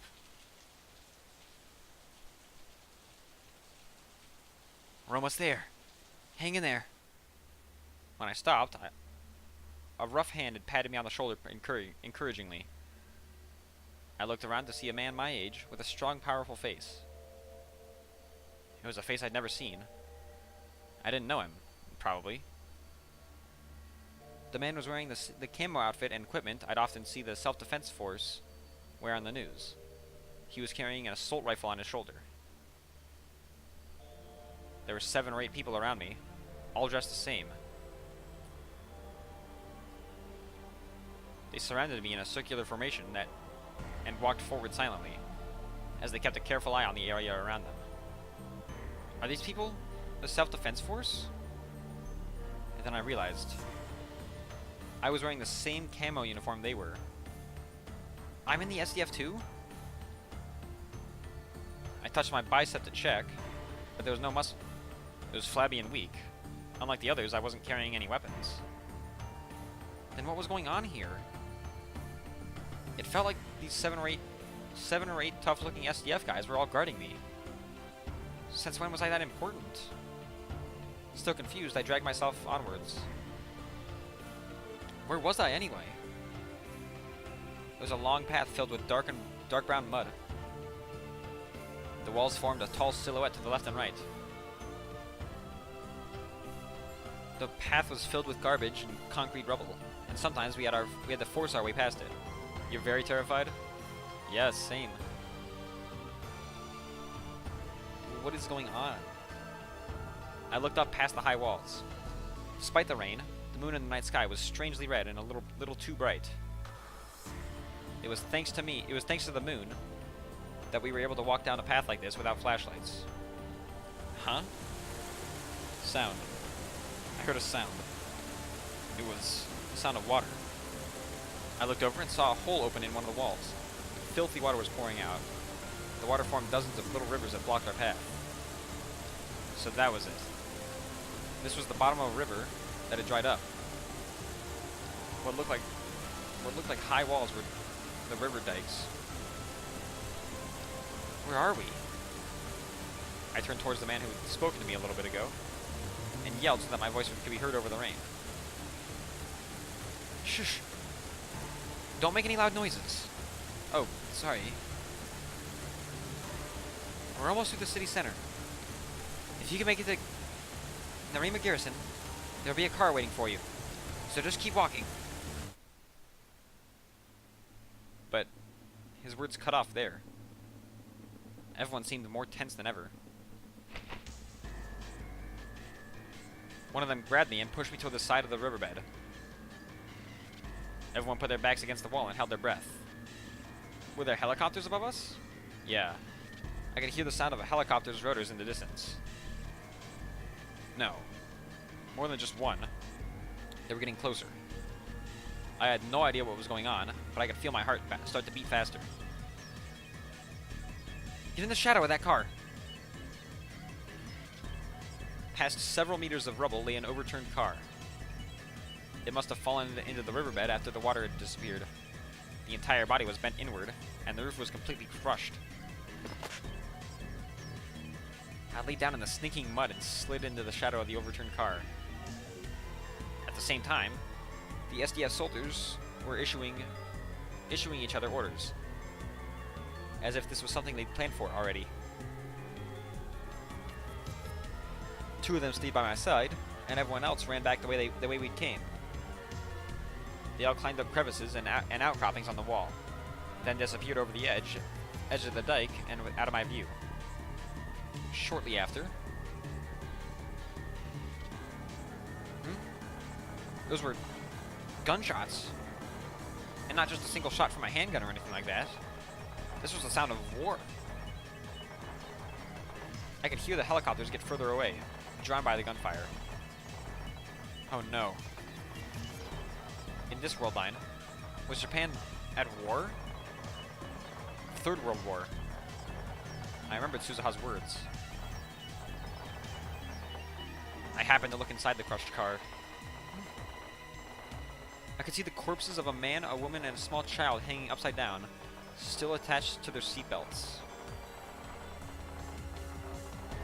They were all covered in dried black blood. They looked like mannequins at a bad haunted house. And then I realized I'd been so focused on moving forward that I hadn't noticed what they were, but I'd seen similar mannequins sunk into the mud. I could see their arms, the bones and ragged muscle exposed to the air, reaching up to the sky as if seeking salvation. Ugh. I put my hand over my mouth to stifle a scream. Those weren't mannequins. Now! Get along the side of the wall and move! Huh? We're changing the route. Come on, stand up. He pulled me up. My knees were shaking from the shock and exhaustion. The others are drawing away the Soviet helicopters. But that won't last long. Hurry! The Union of Soviet Socialist Republics, created in 1922. After the end of World War II, it began a long Cold War with America. But the Cold War ended in 1991. It consisted of Russia, Belarus, Ukraine, Moldova, Georgia, Armenia, Azerbaijan, Kazakhstan, Uzbekistan, Turkmenistan. What are these names? Kyrgyzstan, Tajikistan, Estonia, Latvia, and Lithuania. You can't believe I'm reading these? I read everything. No matter how difficult it is, unless I just, like, don't want to read it for, like, because I'm not trying to read stuff like that. Like earlier, the gift Okabe got. The Soviet Union? My mind was dulled from the terror, but it seemed like there was something off about what he just said. Get a hold of yourself! Do you know how many people have died to protect you? Protect me? Why? We haven't told you why. But we were told to lay down our lives for you if we had to. And that you could change this country's future. A helicopter passed over the riverbed. The bright searchlight passed by us for a moment, but thankfully the shadow of the dike hit us. This way! The young SDF soldier, whose name I didn't even know, pulled me inside one of the holes in the concrete. When I looked closely, I could see that it was the entrance to a sewer. It was just big enough for a single person to pass through. Struggling against the flow of the water that came up to my knees, I pressed on through the darkness. My sense of smell had already gone numb, so I didn't have to worry about the stench of the sewage. Once inside, we came to several branching paths. The SDF soldiers seemed to know which one would lead where, and they marched on without hesitation. And then we came out of the sewer and headed back into a riverbed. It was dried up, just like the one we just been through. I didn't know if it was the same river or another one, and the two soldiers didn't tell me. Either way, I was glad to finally be out of the foul-smelling darkness, and I tried to take a deep breath and fill my lungs with fresh air. But... halfway through, I realized that the riverbed smelled even worse than the sewer. I took an involuntary step back and then another. The sight in front of me was just that terrible. What was once a riverbed was now filled with bodies. Jeez, dude. Some of them had been burnt totally black, so it was impossible to tell how much death lay before me. And in the distance, I could see what looked like bonfires. They were burning despite the rain. The fires were consuming the mountains of flesh that once were human bodies. We're almost there. I know it's rough, but can you run? Huh? Yeah. The SDF soldier spoke to me. And then I came back to my senses. If it weren't for those two, I wouldn't have been able to stay sane. We ran through the riverbed, one of them in front of me, the other behind. I could hear the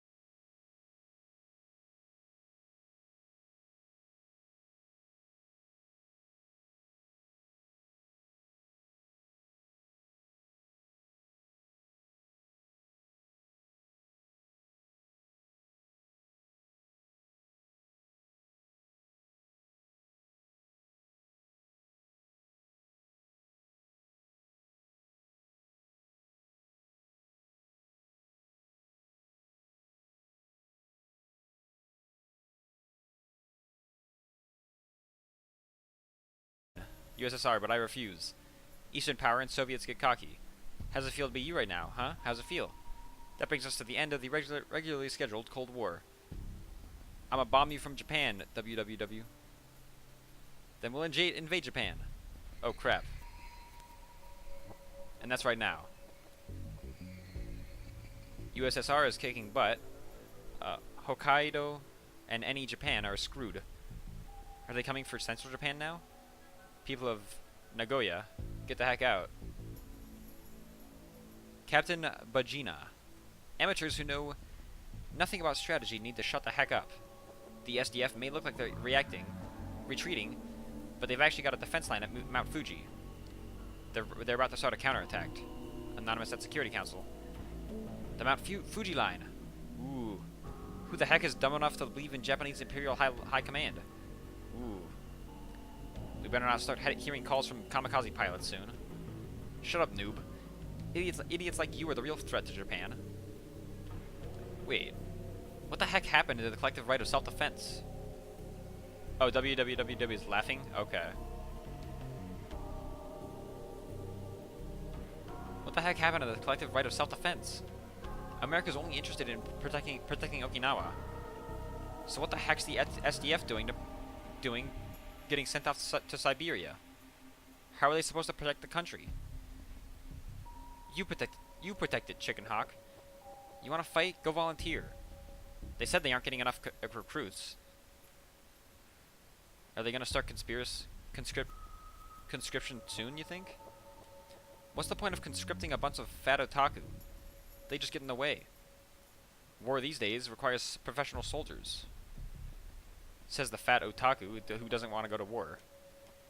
There are barely any professional soldiers left in Japan.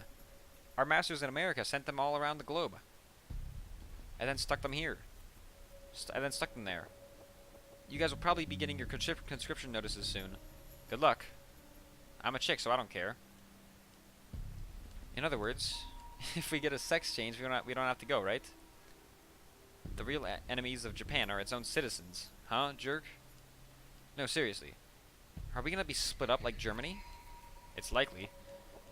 They say there's a provisional government forming in Okinawa. They're all set to abandon East Japan and just have America protect the West. Those incompetents in the government might honestly do it. Is this really the time to bash politicians? Traitorous shill? Traitor lol, shill lol.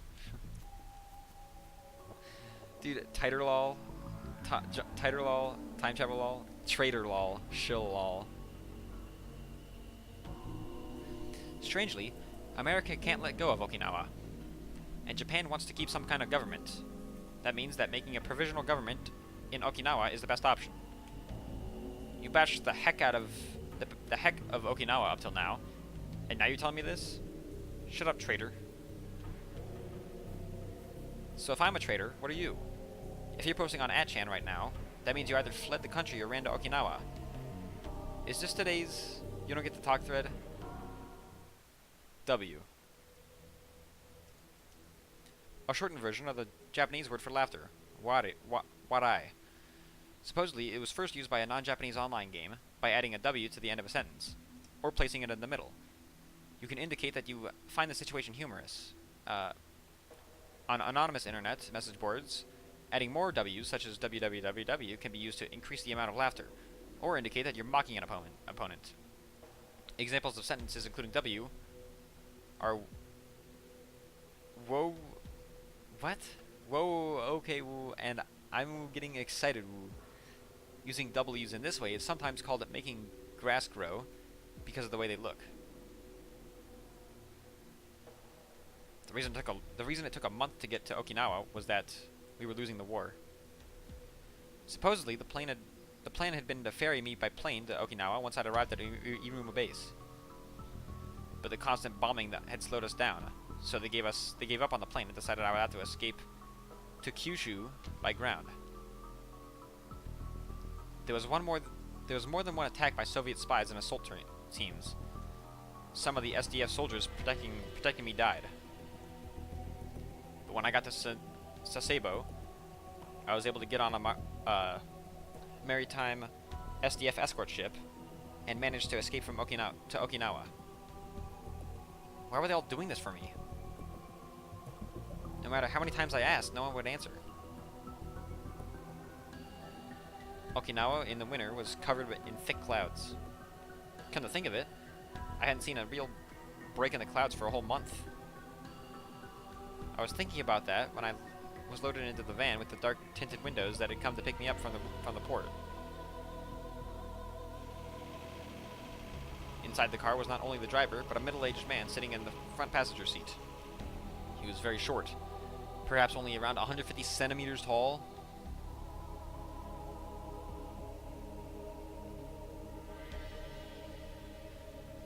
But he had the air of a military veteran, and even though he was fully dressed, I could tell he was extremely muscular. Okube Taro, correct? I'm Shimoyama, with the Ministry of Defense's Intelligence Security Demand. One of the central ministries of Japan. It manages and operates the Self-Defense Forces. In 2007, it changed its name from the Defense Agency to the Ministry of Defense. We're going to make a stop at the airport, and then head to the Okinawa Defense Bureau in Kadena. I'm sure you're tired from your long journey, but I'll have to ask you to hang in there a little longer. Right. Oops. What did I just do? I skipped on accident.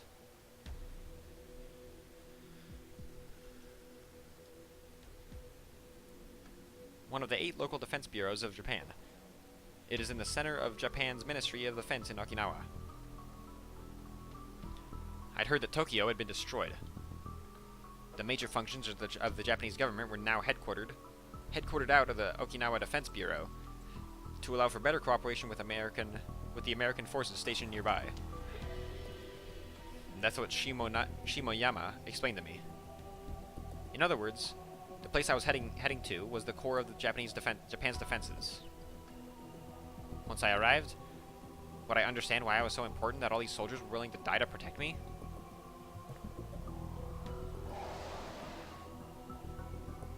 The car stopped in front of Naha Airport for a while. An airport in Naha, Okinawa. It is the hub airport of the Okinawa area. The airport is also home to the Air Self-Defense Forces Naha Air Base. As of 2009, it was the 6th busiest airport in Japan, as measured by the number of arriving travelers. And then I saw a surprising pair get aboard.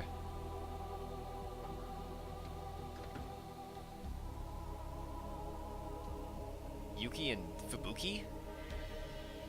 Oh, Okabe. Wow, it's really opening. You're Yuki and Nakase? I wasn't expecting to see them here.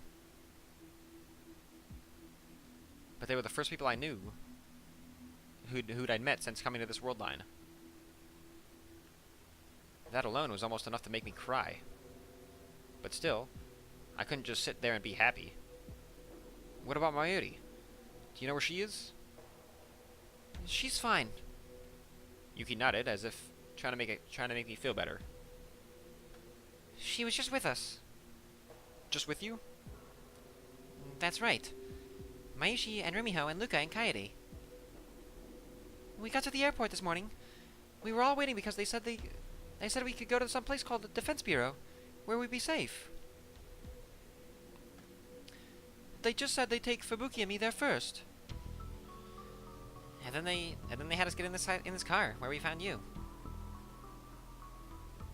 Anyway, I'm glad everyone's safe. Since Dado and Suzuha weren't mentioned, I was going to ask about them, but... Sorry. But can you talk about this later? Shimoyama cut me off, and the car started moving.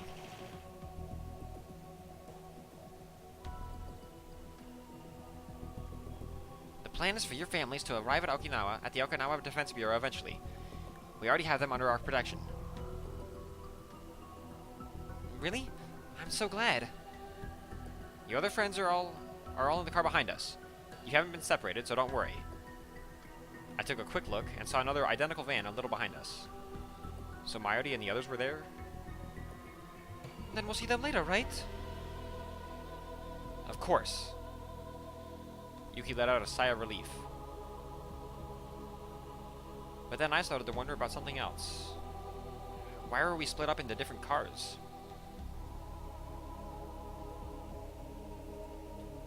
This van could hold at least another 3 people. If we squeezed tight, it could have easily held everyone. Or was there some reason they'd put me, Yuki, and Fubuki in the same car? The car drove alongside the Okinawa monorail for a while, and then went south down a wide bypass. The only railway operating in Okinawa as of 2011. It runs approximately 13 kilometers between Naha Airport and Shuri Castle, with a 30-minute transit time and 15 stations along the way. It's so dark. Huh? What was that? Nothing, just... There are all these stores, but they're all dark. There were lots of franchise restaurants, big supermarkets, cafeterias for tourists, and rent-a-car places all jammed together along the side of the road.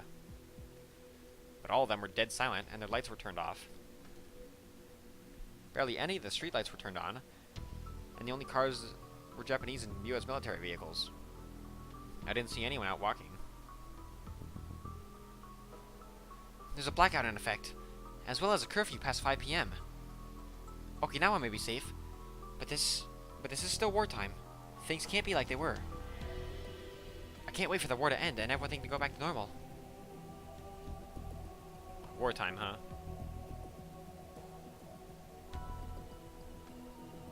Tell me, Okabe, the Okinawa Unu was a bright, fun place even at night, wasn't it?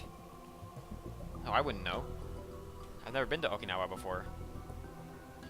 That's a shame. Then I pray that you get to come back for a good vacation sometime. This really is a nice island.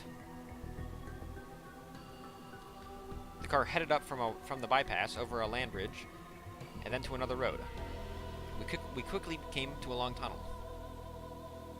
I actually wanted to ask the 3 of you some questions before we got to the bureau. That's why I have you riding with me. Huh? My guess was right. That meant there was something he wanted to ask just the 3 of us. But why us 3? I wasn't particularly close to Yuki or Fubuki. I'd only even started talking to them a few months ago. And then I shook my head. That was before the world line changed. Maybe things were different in this world line. I had no idea what my relationship was to anyone in this world line. Since the SDF had been treating me so well, I didn't want to make Shimoyama suspicious. I decided it would be best to leave most of the talking to Yuki and Fubuki. Yuki-amane. Yes? Shimoyama spoke to Yuki first. Yuki went stiff when her name was called. I could feel it even sitting next to her. You don't know where Hashida Itaru and his little sister are, do you? Little sister. That must be Suzuha. That would mean that even in this world line, Suzuha had come from the future and gotten to know Yuki and the others while pretending to be Daru's sister. Yeah, Suzuha pretended to be Suzuha's sister. That's a play and a half.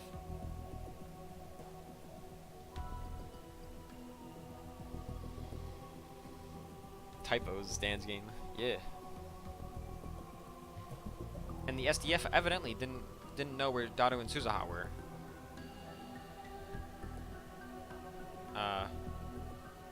No, Yuki fell silent and glanced over to me, as if expecting help. But I didn't know where they were either. I didn't even have any memories of this world line, so I had no way of answering. But Yuki's attitude bothered me. It was as if she knew where they were, and it was deliberately hiding it. And that I was supposed to be hiding it too. I could figure that out. I'm sure Shimoyama could too. A strange tension filled the car. Yuki was trying to hide it? From whom? You sure you don't know? Shimoyama turned around from the front passenger seat and asked again. I'm sorry. Yuki bowed her head in apology. But you were very close to him, weren't you? You were his lover. And yet you heard nothing? You know that cell phones don't work anymore, right? There are plenty of ways to get in touch with someone besides a cell phone.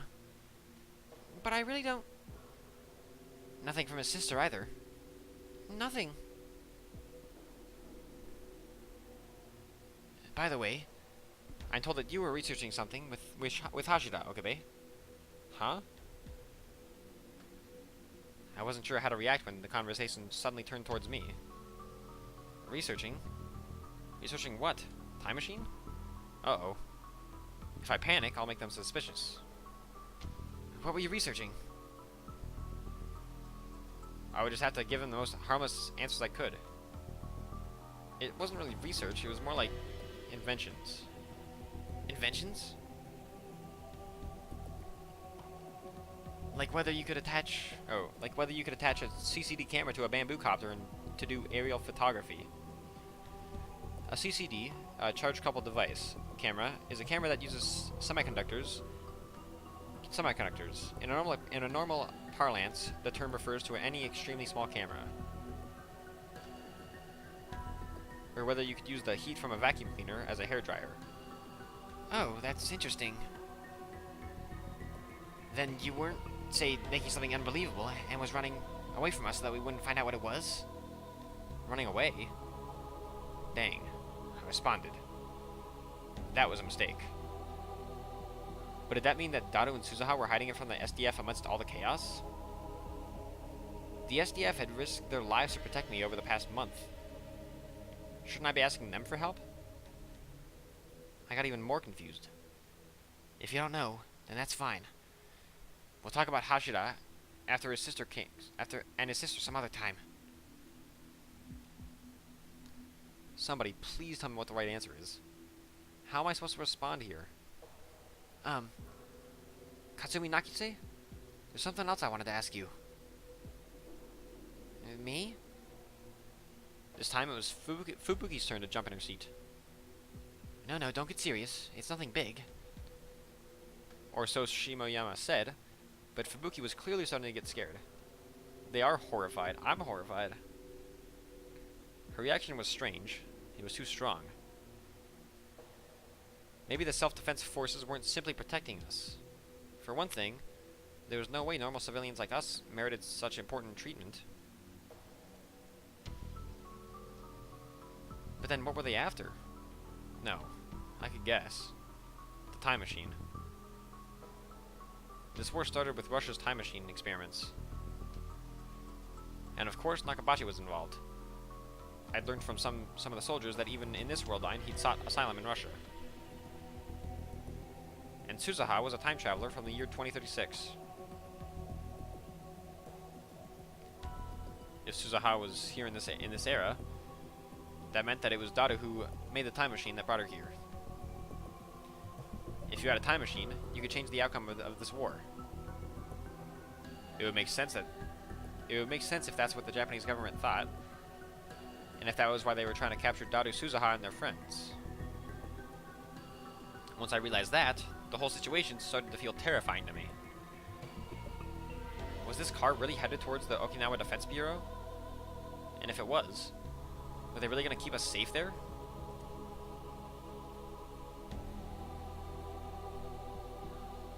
About the physical you underwent last week. Was there some problem? Was there some problem? No. You almost recovered from the wounds. You've sustained a lot you sustained in Tokyo, and health-wise, you're fine, but you're under a lot of stress. Oh. Well, that's not surprising. It's not surprising. You survived that terrible bombing. It's no exaggeration to say that most civilians have PTSD now. But it seems that your symptoms are a little different from most people's. You have very realistic dreams, for example. In particularly severe instances, they can almost be called waking dreams. I'm told at times you lose the ability to tell the difference between dreams and reality. Isn't that just PTSD, PTSD, though? Fubuki was too scared to speak, so Yuki interrupted curtly. It was rare to see Yuki act like this. If nothing else, I'd never seen it before. It was plain now. Yuki didn't trust Shimoyama. In fact, she considered him an enemy.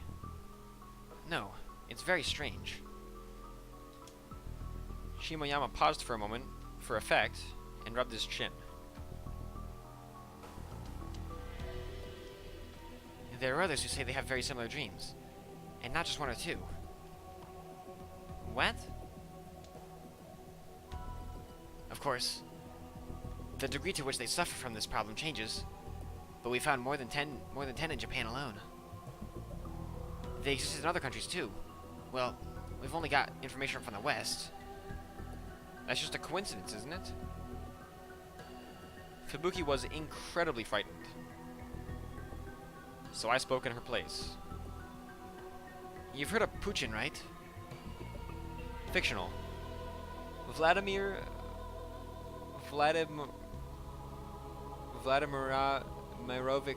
Putin. From 2000 to 2008, he was the second president of Russia. After 2008, he became its prime minister, a former KGB agent. Suddenly, Shimoyama turns his gaze towards me and asked me a question. Putin? The Soviet General Secretary, right? I almost said the President of Russia, but managed to stop myself. The Soviet Union still existed in this world line. Putin's title was General Secretary, not President. I'd heard that during my time at Iruma. Correct. But interestingly enough, Nakase referred to him as the President of Russia. What? I'm sorry. I wasn't paying attention, and I'm not really what you call a good student. No, that's not it. It's one of the strange things that about all the people who have these dreams. They call him President Putin.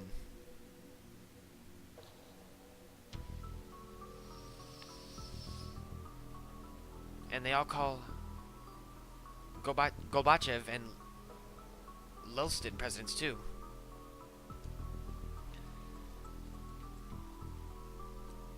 Boris Nikolaevich Yeltsin, a former USSR politician. After the fall of the Soviet Union, he became the first president of the Russian Federation, as well as its prime minister. Died in 2007. Gorbachev, Mikhail Sergeyevich Gorbachev, General Secretary of the Soviet Communist Party, the last leader of the USSR. He executed the Perestroika plan and brought the Cold War to an end. That's why the scientists have started calling it President's Disease. Not a terribly clever name if you ask me. No way. Is he talking about reading Steiner? There was a strong chance that people besides me had that power, even if not as acutely. I never found out for sure, but what Fades had said in the Alpha World line certainly suggested it. So it was certainly possible that Shimoyama's waking dreams were actually the efforts of reading Steiner. If they were all aware of the world line shift a month ago, just like me, if Fubuki had the same memories of the other world line that I had, it would make perfect sense that she called Putin a president.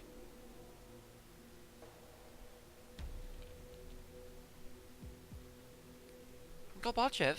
Leltsin? You don't know them? Didn't they teach that in world history? I only took science classes in high school. I thought that everyone knew about them. Do kids today not know who they are? I find it hard to believe that you're all that ignorant. I'm sure you know about Gorbachev and Leltsin, right? Right, Ugbe? Yeah, I suppose so.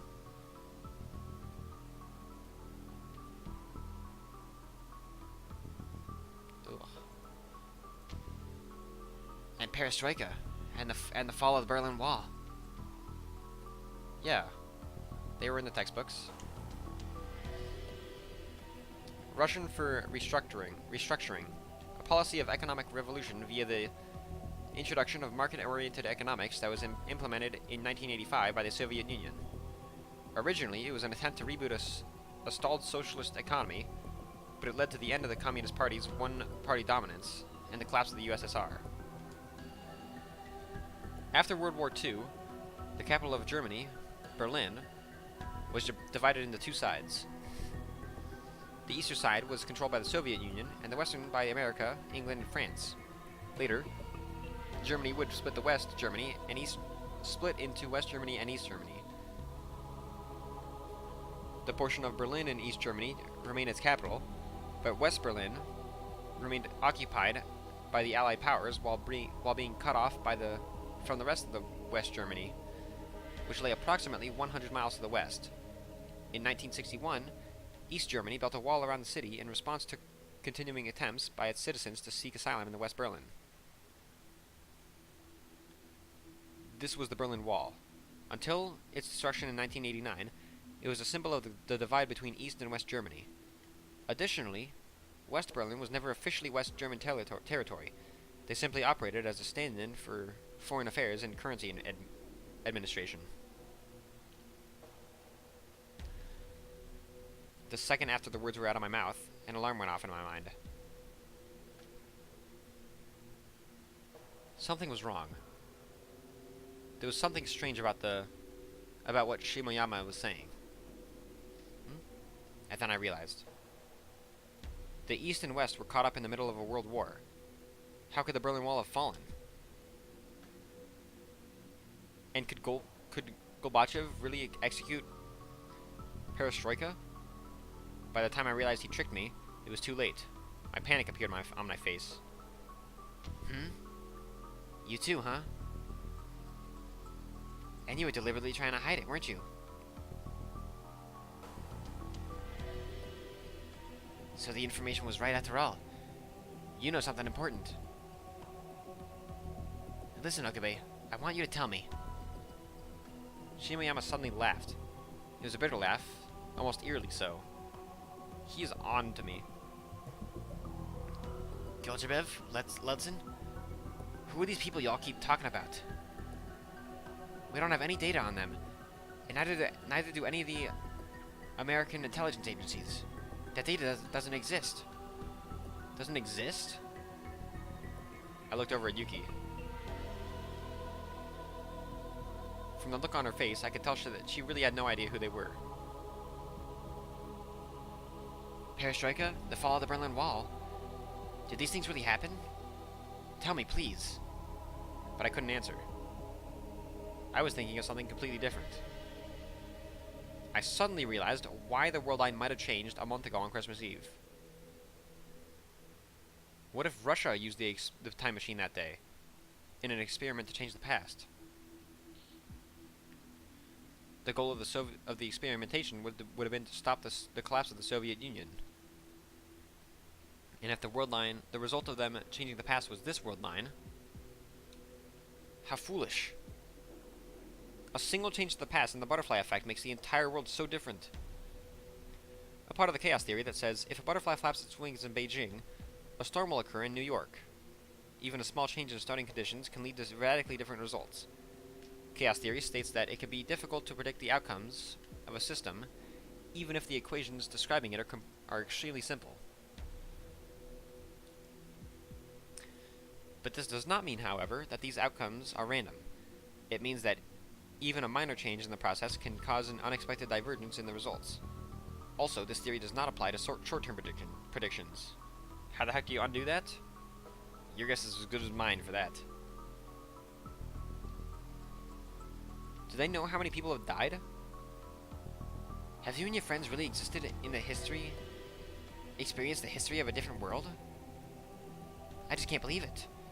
It's just nonsense cooked up by some crazy scientists. He was about to push me further when we heard the sound of an incoming call on a cell phone. Tch. Shimoyama grunted and took the phone out of his pocket.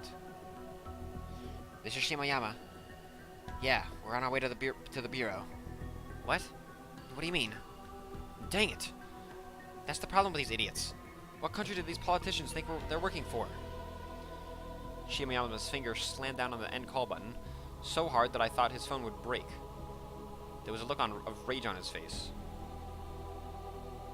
We're changing our destination. Head to Kadena Base, Gate 2. An American Air Force base in Japan. It has twice the area of Tokyo International Airport. His words were filled with irritation as he spoke to the driver. Changing destinations? Who was he just talking to? As I sat there confused, Shimoyama started to call someone else. This is Shimoyama. We're changing our directions. We'll meet at Gate 2 at Kadena Base. That was all he said before he hung up. What's going on? The situation's changed. Okabe is heading to a U.S. military base. From there, he might get to take a fun trip on a U.S. Air Force plane to America. What? America? I'll ask them to make sure you get first class accommodations, but don't get your hopes up. They don't listen to us any more than you listen to a yapping pet dog. Why America? I don't know if it's the CIA or the NSC, but someone wants us to hand you over. The American National Security Council, an organization that works directly with the White House and advises the President on national security matters. It consists of the President, the Vice President, the Secretary of State, the Secretary of the Treasury, and the Secretary of Defense.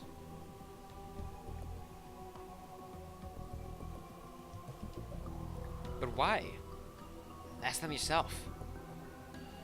And then he turned back towards us, toward the front, and fell silent, refusing to answer any of my questions. The car went down to the road for a while until we got off at an exit that read South Okinawa.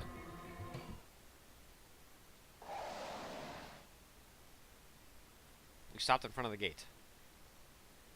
Several U.S. soldiers had evidently been waiting for my arrival. Once we hand you over to the Americans, we're not going to get any accurate information from them. So this is my last chance. Shimoyama turned around from the passenger seat and looked straight at me. His eyes were desperate and begging. Tell me, what are we supposed to do from now on? Please. I remembered all the soldiers in Tokyo who'd fought so desperately to protect me. Were they fighting to help someone else in Tokyo right now? Or were they already... I don't know. Okabe, I really don't know. Do you think I could do something about this war all by myself? Knowing that Gorbachev and Yeltsin were presidents of Russia, or that they brought a dramatic end to the Cold War, that doesn't actually help anything.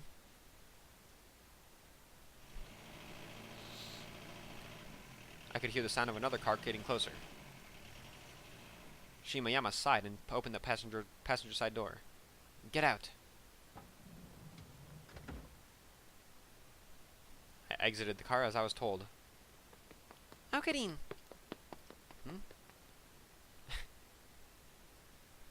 Look at her. Mayuri got out of the van behind us and ran over to me. Mayuri! Okarin!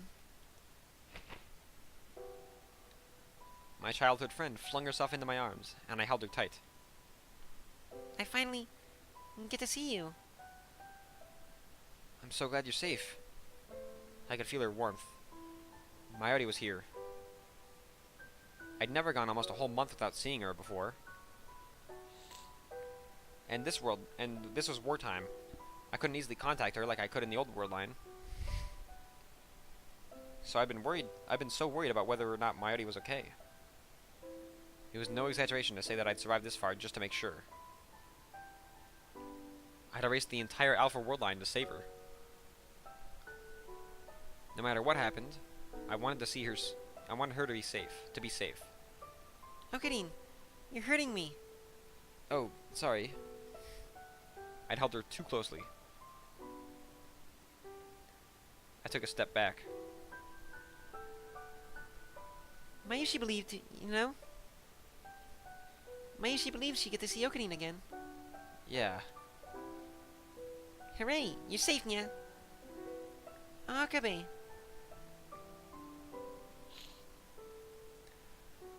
I heard two more voices I recognized.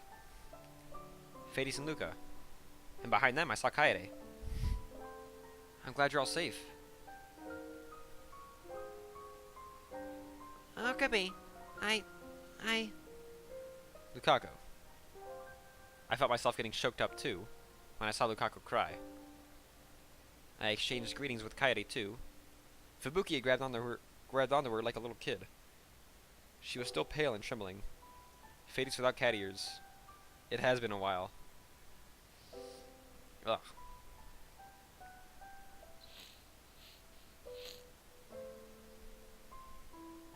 Yeah, the only other time we've seen her without her cat ears was during her chapter in the original Steins Gate. Like after Okabe got beat up.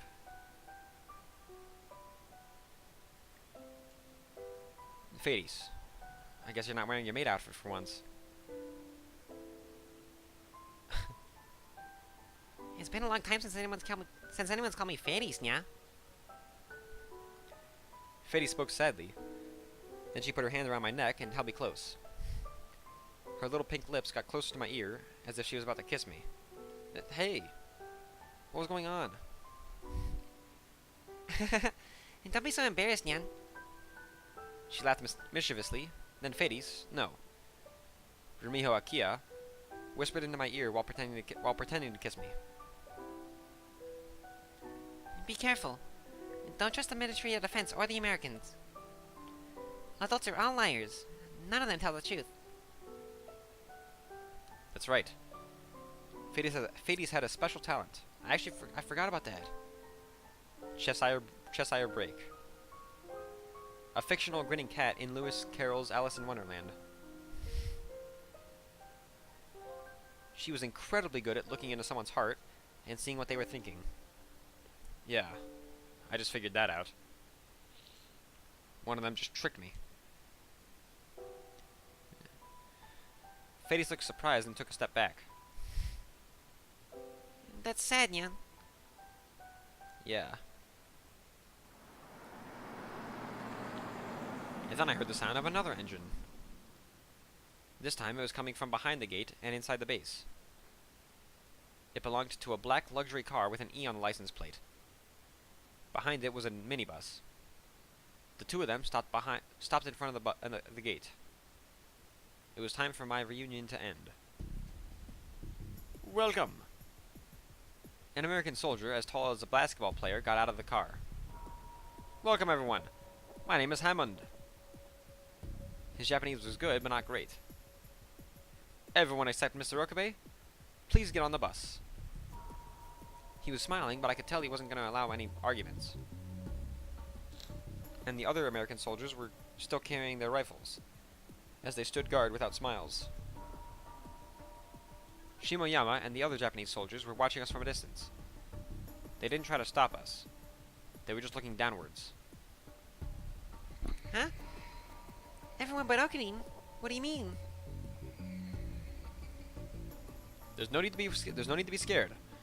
We're just going to talk to you a little, and then we'll send you right back to the Okinawa Defense Bureau. Come along. Okarin. It's fine. Don't worry. But... Yuki, take care of Mayuri. Okay.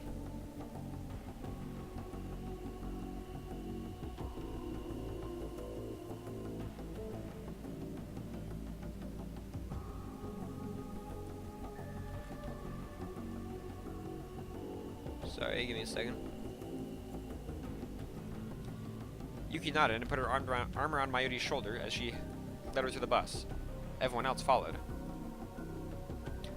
Okarin. Tell my parents I said hi. Once everyone but me was on, the minibus left immediately. The area in front of the gate fell silent.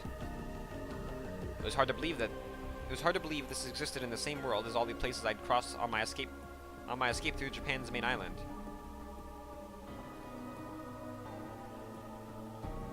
Alright, Mr. Okabe. Come this way. He told me to get in the back seat of the black luxury car. What would happen to me once I got inside? I tried to think about it, but realized there was nothing I could do. I was just about to get into the car when... Okabe, run! If you go to America, you won't come back alive! Oh! Shimayama's scream was cut off by the sound of gunfire. In the corner of my eye, I saw the American soldiers firing without hesitation. No way! I tried to turn around when... Get inside!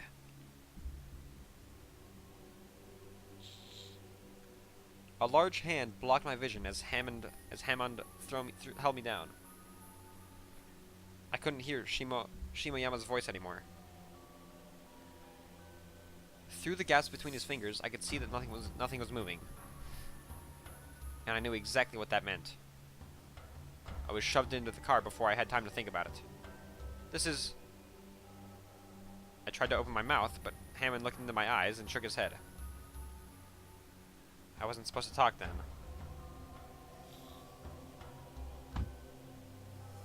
Hammond sat next to me, then closed the door. The car started to move. Soon, we turned down a different road than the one the minibus was taking. America, huh? I'd never been there before. Wait, what were they gonna do to me there? Use me as a guinea pig? Cut open my head and dissect my brain? I probably wasn't gonna be able to do any tourist things. I felt like screaming, but tried my best to stay calm. There's someone I want you to meet. Hammond suddenly spoke, then handed me something. I took it before I even knew what it was. When I checked, it was a normal smartphone. It's not locked, just hit that button. Confused, I pressed the button as I was told. And then something appeared on the screen. It better not be Kurisu.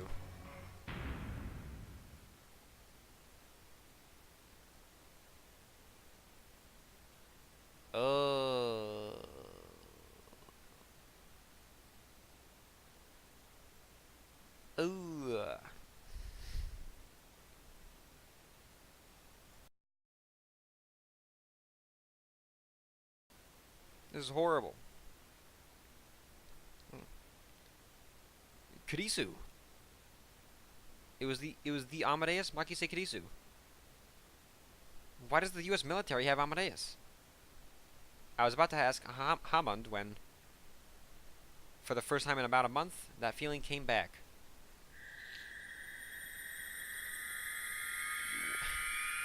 What is even going on anymore? Are we back to normal? We are back to normal. What? The whole world and all its colors began to shift. There was a feeling of instability, like my brain was unable to recognize where it was. And then dizziness and a sense of falling, like you get when you're anemic. I could hear the blood vessels deep within my ears, and they sounded really loud. The sense of floating finally stopped, and my surroundings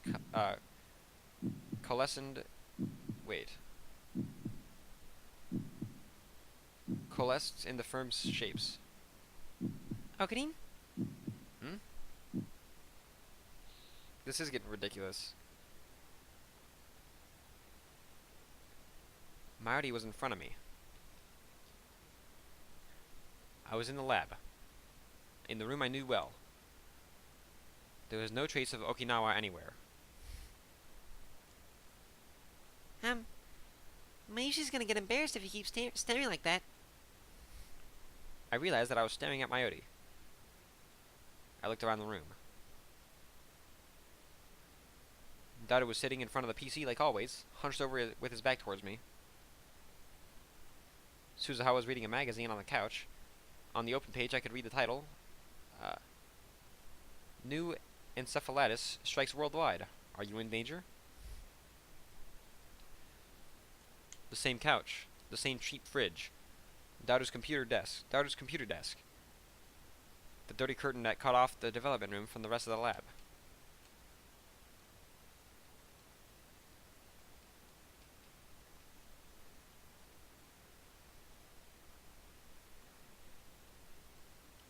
The wall clock, which I'd picked up out of a garbage dump, told me it was past 6.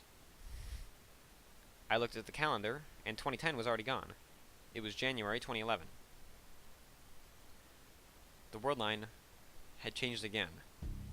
I was back to the old world line? Hey, Mayuri, this is Akihabara, right? Is it not Akihabara? It's Akihabara. What day is it again? The 21st. Do you know who Gorbachev is? Gorbachev. I think I heard that name. I think I've heard that name. Perestroika, right? Russia. Or was Gorbachev back from the Soviet days? These days, when you think Russia, you think Putin. I'm sure if he was right in front of me and he glared at me, I'd pee my pants. I know Putin. He's the president of Russia, right? Did you know he likes doggies? He keeps an Akita. I saw it on the news. President. Yeah, that's right. He's the president.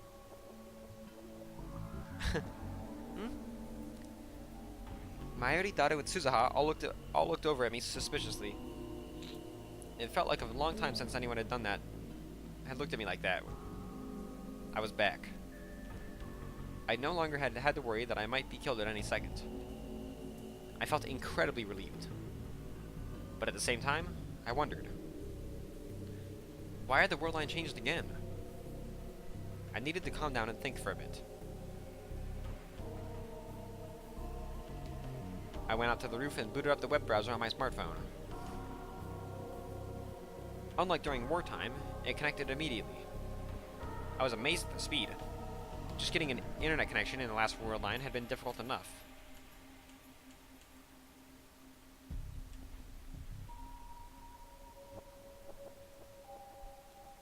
I started by searching for Gorbachev, and the results came back instantly. Perestroika, the Soviet Union's first and last president. The August coup d'etat, and the collapse of the Soviet Union. All the keywords I hoped to see were there. As soon as I confirmed that the Soviet Union was dismantled at the end of the 20th century, and no longer existed, I closed the browser. Woo. Then why had this world line shifted again? I hadn't done anything. I didn't have any way to affect the divergence value. So what had changed it? Had whoever had performed the first experiment in Russia undone it? Had they watched its progress for a month and then been satisfied? Were they gonna keep doing it? And if they did, would I be caught up in it each time? It's so cold. It was a mistake to come inside without a coat on. Nothing I could come up with by myself would be anything more than a guess.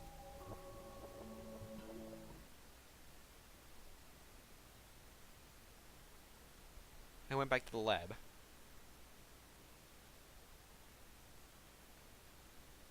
I'm feeling I might call it here. Because a lot of crap's been going on. A lot of crap's happening in the game. My nose has been stuffed for the past like 30 minutes.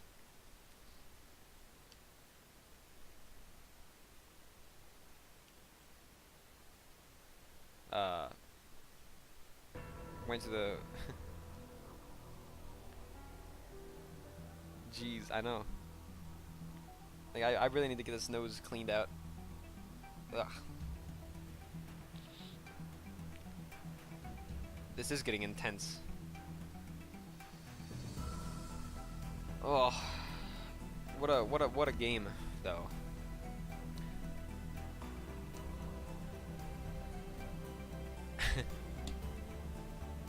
So, yeah, I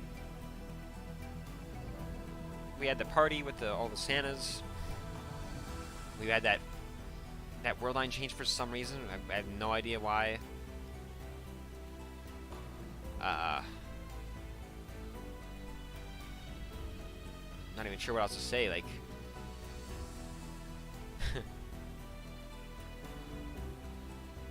well, yeah. Thanks for watching, as always. Carson, I know you're still here. Anyone else that's still here, thanks for watching. I really appreciate it. Maybe I'll see you next time. But yeah, next time I stream, I think I'll try to stream tomorrow. It's probably gonna be a short stream if I do, and it's gonna be earlier, and it's gonna be a pretty early stream compared to what I normally do. But it's whatever. Yeah, thanks for watching again.